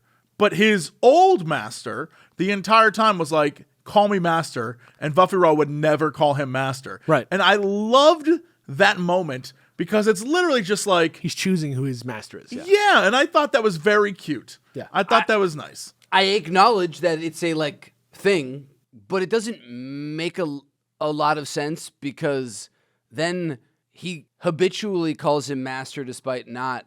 And then at the end, when he's like, why didn't you just tell me you didn't want to be called master? Waka waka! It was like, none of that stuff. I mean, that is 100% the tone of the book for sure, is that silliness. But I thought, like, That's as good a storytelling. moment... Yeah, like it's I was they're like, that's using fun. what they have, and they're telling a different. They're using it to tell us something about It's another like, character. aha, except if you stop for 1 second and think about like what that really means. I mean, that would be all 3 books. Yeah, Like, it's if you stop and it's thought just- for a minute. yeah, That's what I'm saying. I acknowledge that they made a thing where it's like, oh, this guy wanted to be called master. You get it. You get it. Yeah, We it's get like- it. Yeah. You got it. We all get it. Davis is just as angry for some reason. I We just are all on the same page, but he's sorry. mad. Yeah. You're right. I am mad. I'm just trying to find this Brian Cox movie. I just got to find this Mesopotamian man. So he has intel on Oswald, like I said. Gepta fascinated himself with notions of destroying literally everyone with his secret weapon that he has, which he now implies is the main reason that he took over Tund in the first place, is that they had this weapon, and so he like took over their whole shit and walked away with this weapon that he's working on now. Meanwhile, the other brings the rest to the one. They discuss bringing in their great experiment to learn what they've gone and learned, and to the reader, it's not clear if they mean Lehesu or Gepta or who they mean. Honestly, I like that bit because they set up Lehesu as like, he's special, he's different, so maybe that's it. Yeah. There's all these different versions. Gepta's another like person that it could be, because we don't know his like weird Right, ass we don't know his origin. backstory. He's old as fuck. I actually loved that they had this sort of like thing outside watching the story. I didn't guess it, which is kind of fun. I thought that it was like telegraphing that it was Lehesu and that it was going to be Gepta, but I was wrong about that. Yeah. Lando and Vuffy drag their asses out of hyperspace, slowly fixing their ship until they can finally communicate with Lehesu again and let him know that they're not dead, and that their weird plan to create an illusion of their death using the invention Lando asked Vuffy to make worked. They celebrate a bit by flying around in space like fighter jets from Earth, like playing with Lehesu, which is like a weird thing to imagine somebody doing with a spaceship. But if you think of space as water, Yeah. Or then he's having a little like dolphin man moment. if you think of the Millennium Falcon as my ball chucker, Yeah. and Lehesu as my dog, it's totally fine. They're pretending to dogfight each other, and This is a very weird scene. Yeah. That he's like reminiscing about, like, doesn't even refer to like basically like warplanes. he gets out of the ship. Just so we're all clear, he gets out of the Millennium Falcon eventually and flies around like a ship. many times. Like it happens and too he much. does finger guns and like pretends to be shot. But like, doesn't he reference in this part in atmosphere? Like basically he's like talking about like World War II fighters or some shit. Yes, like literally doing yes. like maneuvers. Yeah. Space fighter jets. He even oh crap, I didn't highlight it, but like he's like in other worlds would be called and then it's like the actual like aileron roll or whatever. Yeah. Like he just Wasn't that references. aileron roll? Wasn't that part of the Han Solo trilogy that we read? They literally did like a stunt show. Yeah. Yes. So I mean, like it's in universe technically. it wouldn't be weird, Sure, but except to call it the thing that it's named on Earth, because Oh, like, I mean that's this entire trilogy. because is- it's like in other worlds, other times, it's this. yeah. But yeah, that's the one where everybody says dual barrel roll in Star Fox, but actually they're doing an aileron roll. Anyway, damn dude. then 2 giant Oswaf show up, revealing that the 500-meter long jellyfish manta ray that is Lehesu is actually like tiny compared to the like football stadium sized fucking ones that show up, and that they must all go to the elders to answer for their impertinence. Of course, Lando takes this opportunity to teach the head elder, Senwanis Gorkahefaf, his second Tihenasraf. Yeah, the names after a while get a little. Well, he calls them Sen and Fei after a while. Yeah. Teaches them how to play sabacc. Now they love sabacc. They obviously can cheat anything having to do with languages or patterns or computer signals quite easily, but to their credit, they do not cheat out of innate honor, which is cool. He discovers the throne room is a giant replica of the Starcave itself, except it's made of solid, precious gems of all kinds. and it's big enough to house several elders who are over a kilometer wide. So this is a big fucking place. They are unable to understand why Lando would help them while others would harm them, and Lando explains it's a game just like Sabacc, which is how he ended up teaching it to them in the first place. And just so you're clear, yes, it is the Millennium Falcon, 2 giant football field things, and a 500-meter thing sitting in a circle playing cards, just so you guys know. While the third elder, Boggy Halisahonis, was at the entrance of the ThonBoka trying to broker peace, Lando was explaining that just like Sabacc, life is a game to be played in one. So they discuss alternatives to fighting, like hiding in the walls and pretending everyone's dead so that the centrality just gives up and leaves. However, it turns out they immediately attacked and killed Boggy and her delegation on sight, but not before Boggy was able to take out the Courteous. So now the Courteous has been destroyed, and all the ships are now entering the nebula and trying to kill these guys straight up. Mm-hmm. So basically, negotiations failed because there were never any negotiations, and the centrality is dicks, and they kill the space whale that didn't deserve it. Shenga visits his buddy Byrne on the way to help with the ThonBoka conflict because Byrne is now in the brig because he tried to swipe a lightspeed engine fighter thing called a pinnace. A pinnace. Which is like similar to what they had before. Yes. Right? Something that they're using to fly through hyperspace, right? I mean, so they could go do things independently of what they had before was like a giant engine off of one of their ships. Yeah, but again, just another thing they wanted to Jimmy to be their like thing that took them around, right? Sure. I mean, it definitely is a ship. I don't know, like I don't remember the qualities of it, but I know that it's like a thing. Davis has a smile on his face. He knows what movie. The movie is Running with Scissors. Okay. And Brian Cox plays the character Dr. Finch, and the quote is, "Hope you've no business being in here. This is my masturbatorium." Great. So, wait, all right. Can I see the poster for this movie, please? This was like one of those like indie movies. Yeah, no, I know. There's just like there's like 3 movies that I think it is. Yeah. Okay. Yes. I remember. It wasn't quite all timer, but it's like that kind of movie. Yeah. Anyways, thank God I got that out of there. I'm so happy for you, and I'm so happy for our circle listeners. Is complete. I'm Sorry, so happy, what were you talking about? I'm so happy for our listeners. It's unimportant. Now they can look up Running with Scissors as well.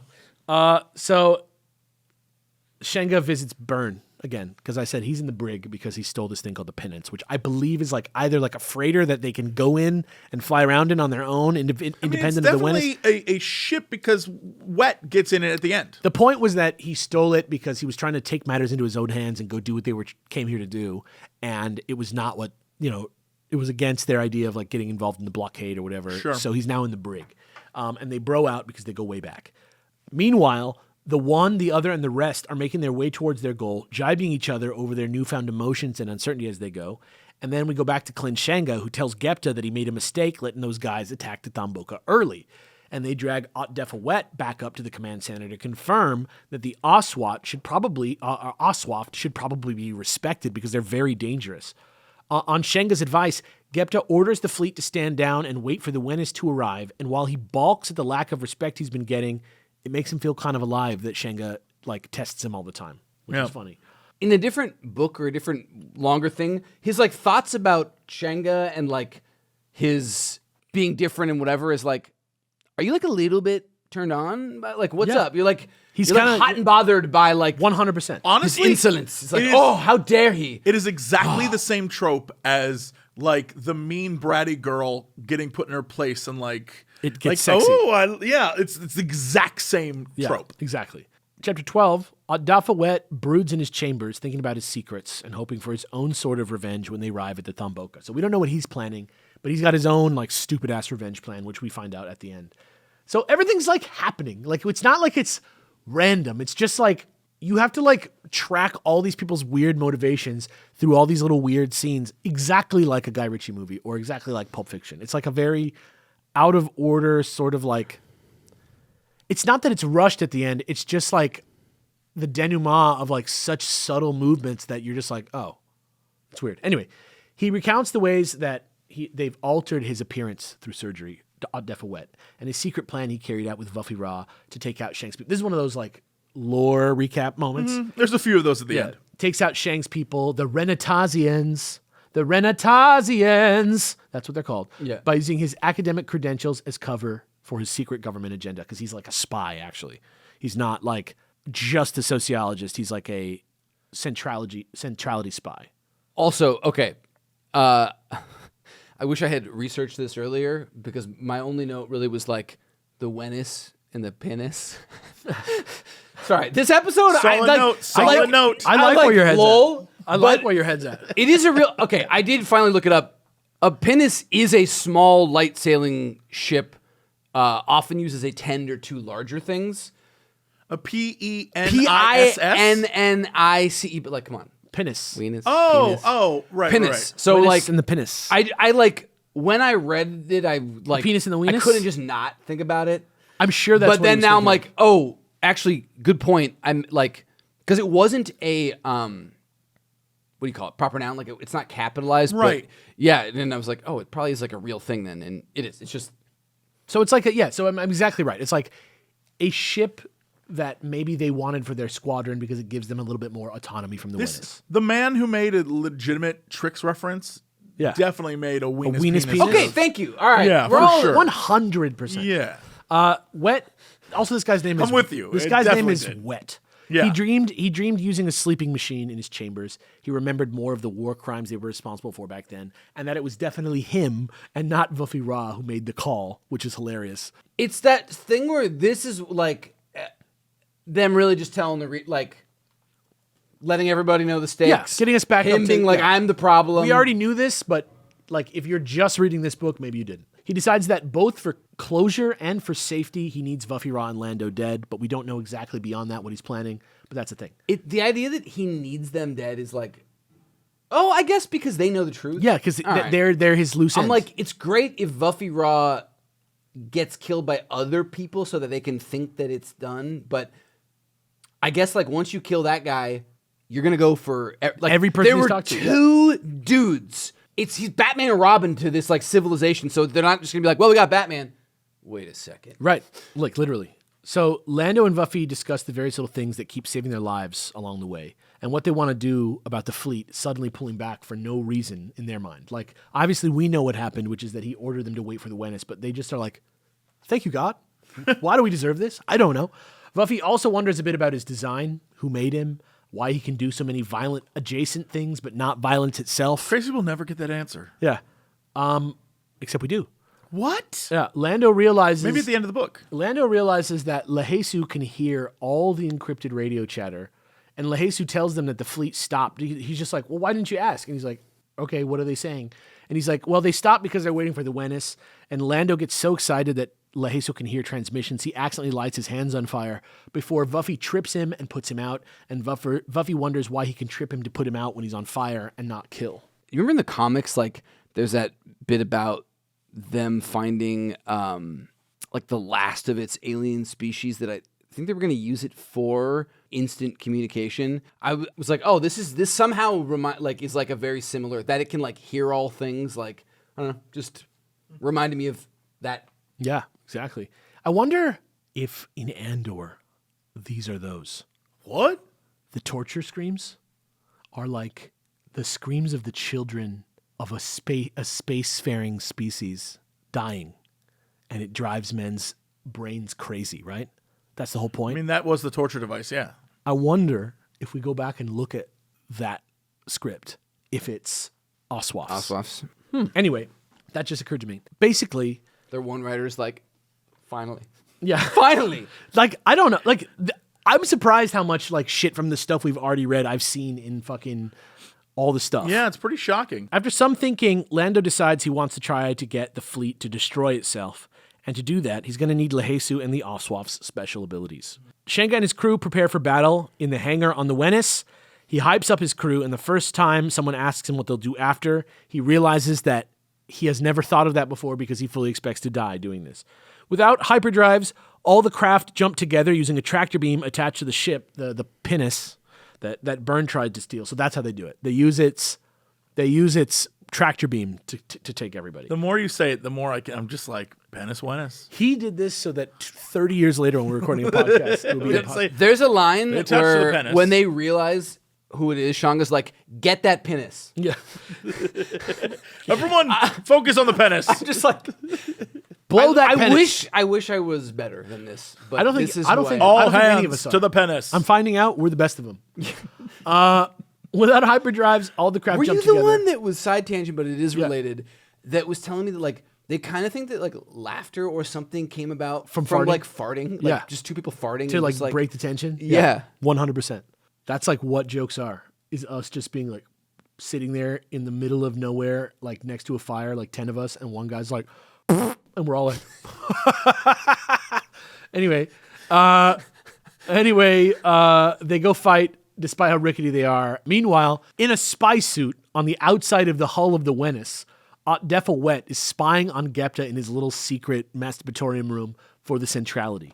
He realizes bring it back. he realizes he might be a shapeshifter when the door to the room is only 4 centimeters wide. So he's like, oh, maybe he's like a little shapeshifter. So even the size of the creature is not untelegraphed. It's just subtle and unsatisfying. My problem is not the size. No, I'm not saying like, that- it could be any. It's just like I'm not saying you shouldn't have a problem. It's I'm just just like- saying it's all here. It's just not satisfying in any way. right. Yeah. It's just like that. It's not only that it's like. It's not that it's rushed. It's just like not a satisfying. I think the biggest thing is like that him making the decisions that he makes to lose are like so nonsensical to me.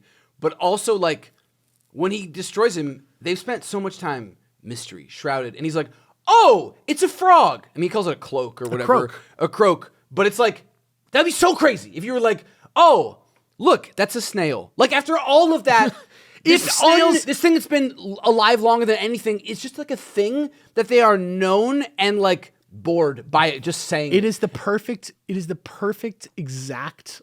exact victory that Lando needs over true evil, is to be like, oh, the whole idea of it being true evil is a joke. There's like a very mundane explanation behind it. It's dumb, and I think David It's just like the really Wizard wanted a of Oz- sorcerer, like Yeah. a cool Yeah. sorcerer. I don't need it to be a cool sorcerer, but it does not make sense to me that with all of the paragraphs, all the words used to describe how like unknowable it is, how long-lived it is, how the emperor is like keeping tabs but It's from his doesn't point of know view. it's just a garden snail. It's- or like it's just a very It's obvious plankton. thing that everyone knows about is crazy to me. It's plankton. It's literally like No, I know. I had that realization that it is like his entire like energy and shit is plankton. It's just he's like weird. They don't know. They But don't he know has how good I am. command of the forces. He like does. It's not just a guy bullshitting. This guy like is, according to these books, relevant on a galactic scale. Somewhat. And it's like, oh, it's just nothing. Somewhat he is, but like all of his, I don't know. He's a like I say, he's a cartoon character. He's a melodrama character. Yeah, it's very 80s cartoon. As Gepta prepares for battle, he gathers all the officers on all the other ships who disagree with him, promote their subordinates, and tosses them out the airlock. Absolutely the dumbest possible thing he could do right before a battle. As Vuffy and Lajesu get ready to carry out Lando's crazy plan, they regret their own inability to violence if they want to, and resolve to grow and change. And the thing that I think happens here, that I think is not clear in the book, is that if you remember, Lajesu like doesn't have context for anything in reality as we all know it.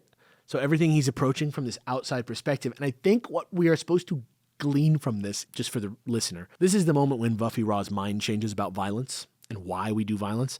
What I believe, Oh, he like fires a gun for the first Yeah, time. but and what feels I- the power of it. And is like, well, what I- hold on now. what I believe is happening. Maybe you listen to me. What I believe. I have the power now. Have I showed you that sketch where the guy at the cash register teaches him that the gun is there to like get stuff without paying for it? No, I'm rewatching BoJack, and I just watched the episode where Diane, like, Oh my who's God. anti-gun, like, Yeah. learns, like, it's like, like, I like this. Is this. powerful. Yeah. I like like this. So Lajesu doesn't have context for anything, and as we know by the end, what is revealed about Vuffy Raw, I think this moment is Vuffy Raw realizing that it's not his programming that's stopping him; it's his like morals. Yeah, he's just like a good guy. Yeah, he he doesn't know that he was like. he doesn't understand what he is. He thinks he's a droid. He thinks he's a droid, yeah, but and I guess like maybe this makes sense why out of like true mortal peril in the second book, he like launches himself at Changa and like takes him out, and I was like, that's violence. I don't know how else you describe it. Like, But it makes perfect sense when you consider where it's like, because he's not a fucking actually. he's not a droid. Well, he's like a droid, but it's like he's also he's not like a no, he's not like a droid. Yeah. He is a free living, he's a caterpillar. evolving, He's a caterpillar, pretty much. mechanical thing. Yeah. But What do you mean he's a caterpillar? Like he's like one stage in a life cycle. Oh, okay. All right. but it's like of a starship. It's Yeah. just so weird. Yeah, Anyways. yeah, we'll get there. But that's the point. I just want to Right. point out this moment because it didn't seem that strong to me in the moment when I was reading it. But at the end of the book, going back, I just wanted to point that out because it's kind of like I get it now. I didn't understand it because of the way that it was told to me at first. But looking back, I do get it because that was one of my notes. Was that it was crazy that he just like changed his mind, but he didn't. He just realized that he wasn't a computer. As the one and the other and the rest continue their journey, they decide that the one is actually the father of whoever they're talking about. And at this point, it's hard to tell if it's Lehesu, Gepta, or Vuffy. At this point, I'm starting to think it's Vuffy in the story when I was reading it. Lando's plan seems to be Oswaft blipping in between ships and shitting themselves and teleporting away. Because when these things shit themselves, it leaves like a ghost of their body behind. And so when they shit themselves and then teleport away, the ships both shoot at it, which then causes the something there ships and to they shoot shoot at each other. Yeah, so that's the plan. It's a dumb plan. Very dumb plan, but it works. They're worried about doing it. Of all the things, I thought this was like kind of a cool. I don't know. When you have like these like crazy creatures, and you're like, let's find a way to like make them. If they had do stuff radios without, in like, the ships, though, you just would figure it out. If you're all on chat together, like you just would. Yeah, I think that because they can just teleport anywhere. Like normally you would be positioned such that friendly fire would be minimized, but I guess because they can just teleport, that's all out. They just go where it is. Yeah. Yeah. So they're worried about doing it. Lando convinces them that ensuring your own survival against assholes who want to kill you is a great reason to fight. And it's kind of like paralleling the conversation that Lehesu and Vuffy just had. It makes sense. This is like so. This is why this so feels like a Star Trek episode to me, where it's like they don't really deal with the lesser beings, like mortality, violence, like whether they should fight or live or die or not, and then just being like, okay, but sometimes like it's great, lofty ideals, and that's wonderful, but like sometimes the shit hits the pavement and you gotta like do it. Big time. Big time. Meanwhile, Shenga starts to think maybe he's seen Wet somewhere before. It gets confused when the old war keeps making him think of that guy. Meanwhile, Wet himself wonders just what the hell is up with Roker Gepta because it's starting to weird him out as well. He just decides, F it, kill this guy. Now we're in like the last moments of the book. There's only 3 Because chapters like left. not only that, he's weird and he's like a bad He's an leader. asshole. Your troops are like less efficient because of the way that you administrate. Yeah, that's what Shenga's like.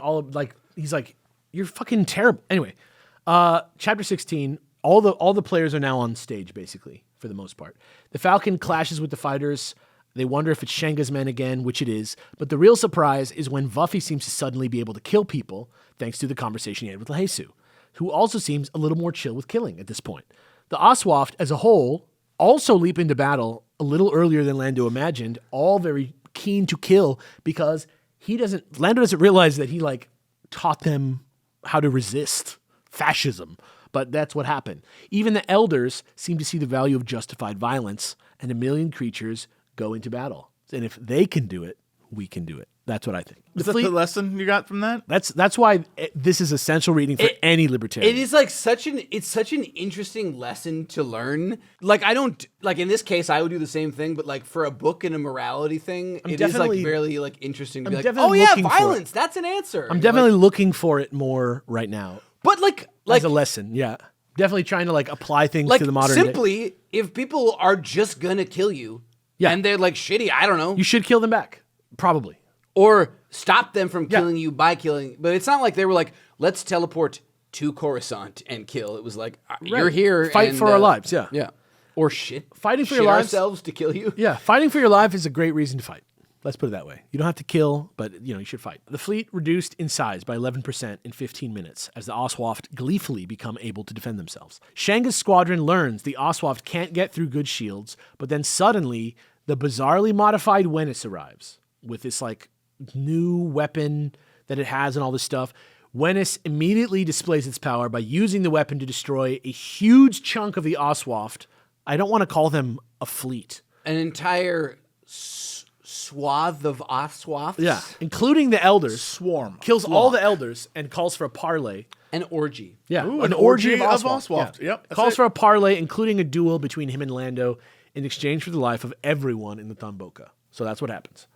Gepta allows Vuffi Ra to help Lando in the duel because he's like, well, I have all these magic powers. By the way, space duel. They're literally in space. Like when I Space say duel, duel. I mean they are outside of their ships. How Lando was flying around earlier. That scene about them flying around in the comics. I feel like we've seen several space duels with Han Solo. Yeah, the one with him and The very like Chewbacca. Cowboy Bebop, just Yeah. like This one is crazy because I realize now that that's why they have that scene earlier. I didn't realize that the one with the all the fighter lingo is because they're kind of justifying that Lando can like fly around in space a little bit, which is funny to me. But and I guess also give them that cute like friends being silly moment before it gets real. yeah, exactly. But it's like, okay, now we understand that Lando can This is a thing he does. spacewalk. He with loves the best this, of them. okay? Yeah, so- everyone does it. Gepta allows Vuffi Ra to help Lando to offset his magical powers. But Lando and Vuffi think it's because Defa Wet wants to reprogram him to betray Lando during the fight. So they make a plan involving tentacles that they don't say what it is. Yeah. Turns Meanwhile, out- Wet's like, I'll kill everyone. Screw it. Turns out we don't need to know what the plan is because it's the only plan that you can have with tentacles. Gepta, on the other hand, ensures... That's that why he's fucking Starscream is when he's like, I, on the tugboat, am going to loudly proclaim my plans. Like the dumbest thing anyone has ever done. Yeah. Yeah, literally. Gepta, on the other hand, ensures that the nebula will be destroyed whether he lives or dies by sending a mailman to deliver the orders to kill this officer's family if the orders aren't carried out or some shit like that. This is another one where I'm like, this is exhausting. Yeah. So it's like, haha. Just die already. He's like, no matter what, He will. everything in the end will be like destroyed. So it's all good. And so then Shanga's friend Burn is killed immediately for trying to interfere with the duel. And then as Shanga watches Lando and Gepta fight in the vacuum of space, Gepta uses like fierce laser beams from his hands, but it's stymied by Vuffi's hand trick where he shoots a bunch of tentacles at Roker Gepta and messes with him and grabs him. And it's finally enough when this happens. Pull yourself together, Buffy. He sees so Shanga finally sees Vuffi Ra shoot all his arms off, which convinces him that he really was a robot patsy. And when Wet took the pinnace out to go do whatever he was going to do to Vuffi and says, I'm going to kill all you guys on the radio, Shanga hears the voice and is like, oh. That's the guy who killed all my people. Because he never heard the voice without seeing him, and the plastic surgery fooled him, but hearing the voice, he knows what it is. So then he shoots the pinnace, and the pinnace crashes into the First Winnis. he says, get that pinnace. He says, get that pinnace. All you guys grab that pinnace and just Guys, wrestle it. Wrestle it around. that pinnace. And then the pinnace crashes into the Winnis, and Yeah. it blows up, and everybody sees It's it. just a way less cool Yeah. In the confusion, Gepta shoots version Vuffi of the right through the Jedi. eye. Yeah. In the confusion of the explosion, they all turn to look at the explosion. And Lando's like, gotcha, bitch. Gepta shoots Vuffi right through the eye and kills him, basically. But then Lando gets up close, realizes Gepta's actually a shape-shifting creature known as a croak, reaches into the spacesuit and kills him by squeezing him Just into a goo. crushes him. Yeah. And almost instantly, after that moment, giant smooth ships show up everywhere, bursting through the walls of the Starcave and tell Lando they've just lost their only son, which is crazy. It was a croak from a small, nasty system he'd once visited. The species was intelligent and unvaryingly vicious, and they were all masters of camouflage and illusion. See? Sweet. What's crazy is I wanted to look them up because I've never heard of the croak before. Pretty much just what I guessed. prefer the madame over the monsieur, but that's just... God damn it. And so when you look up, I was trying to do a bit, and I smacked the fucking mic with my head. when you look at It's a good bit, the croak, all the images are literally of just him in his outfit. So it's Yeah. like, what the hell? Except there's one picture that I guess this is what canonically they're supposed to look like. I'm picturing Shumagorath is like... These like guys. that is a what I thought. That's what the croak are supposed to That's look the fucking like. monster from Monster Hunter. What is that thing called? Oh my god! It kind of has the look of the poison Stranger monster. Things season 2 little guy. Yes, it does. It really does. It demo looks, dogs or whatever. it But looks like like, the little a, tiny it's a baby baby. one it they looks like had. a Marvel like one? a what are the fish that clean your fish tank? Like, On the yeah, wall- yeah. Lamprey? Lampet fish, the ones that like suck the glass. Then he also has like weird tentacle things for. There's like a lot going on there. It's pretty neat. Yeah. It's not what I thought when they said croak. I like you, Davis. Like it's like it's a a frog frog. thing, right? Not even remotely. I pictured the little furnace ash guys from Spirited Away. Down the leg was sure. a small bundle of ugly, slimy tissue resembling a half-cooked snail. Yeah. An escargot with a dozen skinny, hairy black legs. That is not. That kind of that kind of could be that. I mean, That thing is like the white. The front Where's the hair? ones- Oh no, I'm with you. I'm just saying this is. By the way, this is illustration why, on Wikipedia because they like point out it's like hairy black legs. I'm like, so were his pets other ones of It very him? well could be his brood. But it does say here that the croak have expanded to multiple worlds from their home world, Krakool, and they like do this everywhere. This is what they do. I guess this is like their thing. They like pretend to be other people and They're like infiltrate cuckoo birds. society. They're like cuckoo birds. I guess, yeah. As it turns out, I don't know if we ever see them again, but like I that's hope cool. we fucking do, because that would be awesome. Even just to see Gepta again, like somewhere else, because he's been alive for a long time. That'd be There's cool. definitely comics I'll pass. that I've seen. There's not like, as far as comics go, I've plotted out a fair amount of this show now, like in terms of like what it will look like, in terms of like what comes after what. Whoa. I'm just saying, whoa. I got all kinds of woe-ness going on. Okay. There's a lot of stuff. We're gonna be doing this show for a while. So much stuff. We're gonna be doing You're this show for a pushing while. the woe agenda. Yeah, we're going to be pushing the woe agenda for a good long time on this show, but we'll talk about that more later. As it turns out, Vuffy Ra actually was the alien scout that the one and the other were after the whole time, and his people are actually not organic. They're actually technological. They're like a sentient race of robots. Like a silicon-based That something. in their current form, the rest is like I said, like the gestalt of all of them as one entity, but they kind of like experience reality by creating these little vessels for themselves and go out and learn go things. out and learn them. So what Vuffy Ra is a baby entity that's memory was erased on purpose. Well, and aren't they like he's basically like a baby starship? The form that they take as they age gets more and more complex as they take on more and more. But by doing it this way, they created something different, and eventually he can become a starship if he wants. But he a doesn't larval starship. yeah, but he doesn't have to. And it's not really larva in the sense that it's biological. It's just simply they're like bigger and more complex exosuits that you get into. Like eventually the baby Dalek gets in the sucker thing, but Yeah, he says, okay, there's a larval starship, if you believe him. The organic people who invented his ancestors look like him, built machines that look like him. The same idea as a humanoid robot. yeah. But they started off created- as biological things and then evolved into a techno-organic race that then just became a technological race and then now makes robots that look like them to live out their lives. Okay. And then if they get old enough, evolve into... He did say in previous books, or like somebody said in previous books, that his race, he was made, I think he was made to look like them. And that's confirmed here. It's like whatever the original race was, that's what he looks like. The babies look like the actual race. Yeah. Yeah. It'd be like if it was us and the babies were C-3POs, but then we grow up into Giant the spaceships. the USS okay. Atlanta or some Yeah, shit. yeah. Okay. So yeah, they were organics that look like them and kind of are them. They ascended. And they said that if he's a good little boy and eats his spinach, he'll grow up to be a starship too if he wants to. Mm-hmm. So there is also some level Because of... it's not you're adding to yourself. It's not it's not over like time. it's not progenitors. It's literally a hive mind, right? They've evolved past the need for their bodies. And they now just, if they want to go into the world, come out first as a little version of themselves. And then as they gain knowledge and complexity and understanding, can then inhabit bigger and more complex machinery. Okay. So that's what it is. It's not like it grows. Like Vuffy Ra's body will not grow into a If spaceship. he wants to, he can become bigger He can and just, crazier. yeah, he can like mod himself out or like continue to expand or transfer to another machine. But I think Alex is right that most of their society, most of them, That's like are not they give present. this information They're the rest. like 2 Yeah. pages before the end of the book. Yeah, Oh yeah, no, it's like there's crazy. so that- little. All of them are present. No, but I mean, like physically, Yeah, there's only 3. the ones that show up are not all of them. The ones that most of them exist in the hive mind that is sort of like There. Yeah, like outside space and time-ish. Yeah. They like Have you guys they're seen with it's with them. It's like the internet. The show? Yeah. Season 1, the like AI Borg gods AI at the end that thing? like come to maybe do stuff.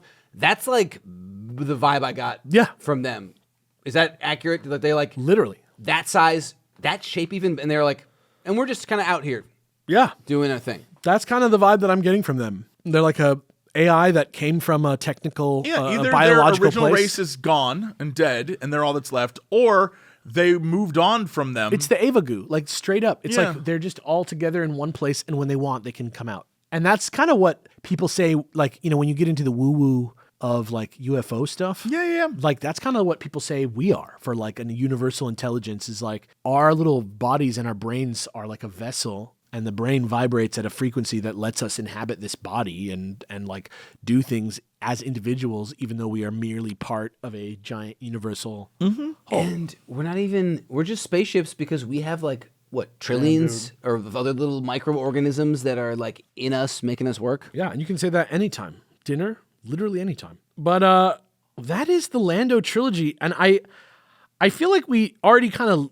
said our overall feelings on it, but I just want to say, like, even if this is a 7, which it is, I think you should read this because this is a really neat, if you're going to read like one Star Wars thing from like this proto universe that we're in at this time, Han Solo. like for pure quality, I would say Han Solo, but for sheer like novelty and bizarreness and get a truly weird Star Wars experience, I think that the Lando books are the best way to do that in the protoverse. Like I think they stand up a little bit more to reading in 2025 than like some of those weird Marvel comics or some of those weird. I think it's the most. I definitely They're put this above the fascinating. comics, but I They're don't think I put uneven. it above the books. I would. It's the most complete weird Star Wars. I that like exists. Splinter of the Mind's Eye as a like curiosity. Mm-hmm. I think more, and I think it has That's similar stuff. similar vibes. Like definitely, like the reason to read Splinter of the Mind's Eye is the same reason I would say to read this. And it's this more is- for like Are you just like? record store. It's like really interesting to get a tale that's like this could have been maybe what happened in. Thank the Lord, it wasn't. It's just very different. Thank the This maker is it just, wasn't. out of all of the things we've done, this is directly in the middle of the pack. I don't think it's the worst, but it's certainly not in the top 10. I wouldn't even put it there. No. It kind But of, it's like right in the middle. It's kind of like take any of those comic runs that were like, what the hell? And then have a writer that's pretty good write it. Yeah, and that's yeah. kind of like what you get. Yeah, exactly. It's like way more time given to the plot points of a Star Wars comic. There's some interesting things in here. There's some stuff that is Like really that exciting. admiral that had like a human, like 70s battleship, like Navy battleship. Yes. That he was like, Yes. like that, but if it like got its own trilogy. And I feel like also the writing, by not being a comic book, which is like very economical with language, I feel like it's a little bit more realized. Like this is, I think, the most depth we've looked into this weird non-Star Wars Star Wars. But yeah, I don't know. It's definitely not like the greatest prose are books ever pretty written. Good, and I really still, even in this one, like the way that he will like interrupt thoughts or like what do you call it, where you're just giving information. Exposition. Yeah, like that with like immediacy and other stuff. Like it's a playful way to exposit while also like have it feel active. That maybe other writers do it, but it just sticks out here as like Yeah, I'm with Jesse on the quality of it, but I do think this was maybe the most fun. Like the most fun I had being like surprised. Like, you know how like we read the first Star Wars book and we were like, what? All this weird stuff in here? How fun. And then we read Empire and we were like, there is literally none of that in this book. Like, I feel like this one is the funnest time that I've had, like being surprised by where they go in a book. Well, and this, like the first one was really surprising, but then it was like just weird, like what the structures and stuff did. Luke almost this one like- at least, I meant like the first of the Lando books. Oh, yeah, Like, yeah. This one at least like had an interesting read set of circumstances with the creatures. This does very much ring like early 90s, 80s cartoons. Yeah. And I think both of you are correct in like what this is. It's super interesting, but also very campy and silly. It has the exact same vibe as like if you watched an old Pirates of Darkwater episode or like one of those shows where it's weird and feels out of place being on after the Ninja Turtles, but like, Yes, okay, no, this- 100%. Like I said, like I was saying Doctor Who earlier. I don't mean like the sexy young modern Doctor Who of the 2000s. Right, like the old. I'm talking about, like fucking Sylvester McCoy, yeah. oh my goodness, rah! Like the audio drama Doctor Who. It absolutely has a It has vibe like to a it that is- wackiness, or what's the guy, Douglas Adams, like Yeah. that kind of Yeah. wackiness to it. But I mean, it has the Starscream character. It has all the tropes. Like everyone is like. Gepta, literally, you can imagine him doing the same. In fact, I think he does. He just doesn't say it. Is the thing that happened all the time in 80s cartoons where the bad guys' goons would fail, and he would say every time, doesn't matter what the cartoon, he'd be like, if you want something done right, you have to do it yourself. And then he'd go out there and try to fight the good guys. big, like that happened all the time. Big Monarch vibes. Yeah. No, the Monarch. Oh! Remember when he got stabbed in the eye with a fishing rod? Hilarious. But there was no eye because he was actually in the leg. Yeah. No, he was. What's up with that? He was in the leg when he reverted to his. Yeah, he went loop, and when was in he the leg. reverted to his actual size to get out of the. When like a snail's eye that you touch, he slurp down. Yeah. Yeah, pretty much. Oh wait, no. I thought like he shot him several times and there was nothing. He shot him a bunch of times and it didn't do any damage to him. And then it wasn't until he shot where his actual no, he didn't. body He didn't was. shoot him. What happened was in the confusion, he shrunk down and saw he was confronted with an empty flight suit. And he went into the flight suit and saw the thing and crushed it with his hands. No, Gepta gets hurt. He like had a bad shot and shot his like leg, and that's what got him. There's yeah, like, there's that's a, where he was. He was That's what hiding I'm out. saying. Right, I'm saying, this all started with me realizing one of the other problems I had was I'm like, but if he's not a full body, then why was he beaten in the second book by being stabbed in the eye if he doesn't have a fucking eye? in my mind, it's like Resident Evil 4. Do you remember those guys? Where you get Las Plagas? No, you get like the scope that like can see through their bodies. And you can't really kill them unless you shoot them in their like little nodes inside. Yeah, no, my thought was That's that kinda how it feels. In the second book, my assumption. Yeah, because it was like he shot him in the torso this time. Again, the beam sliced through with no apparent But it damage. did hit him. It didn't sure, like. he just no, but my impression of him as a villain was that in the first two books, like if you imagined you had to shape change or you were going to pilot a body, where would you pilot it? In the head. Right. And so my impression was that in the first two books, he was in the head of what he created, his illusion. Yeah. And then he got stabbed and he was like, Okay, I oh, gotta that's get- stupid. So he hit in the leg like- because 30,000 years old, and that's when he finally realized it. no one This probably was heard him before. This was I don't his. know. It took him 30,000 years to take over a planet and finally make his play. You know what I'm saying? Like that's why it's so funny. It's because he never was good. He just was a fuck the whole time. Yeah, they're all like terrible. You know, it's the reason why like the Looney Tunes can beat up whatever villain. They're not good villains. They suck. Right. So next time on Starbox, our show, it's the SWOCBC, Davis is going to get a bunch of questions and stuff from Patreon. We're going to do a Q&A for you guys. Then we're going to come back with a type of episode that we've never done before, which involves a bunch of video games from the 80s, Yo. which is going to be fun.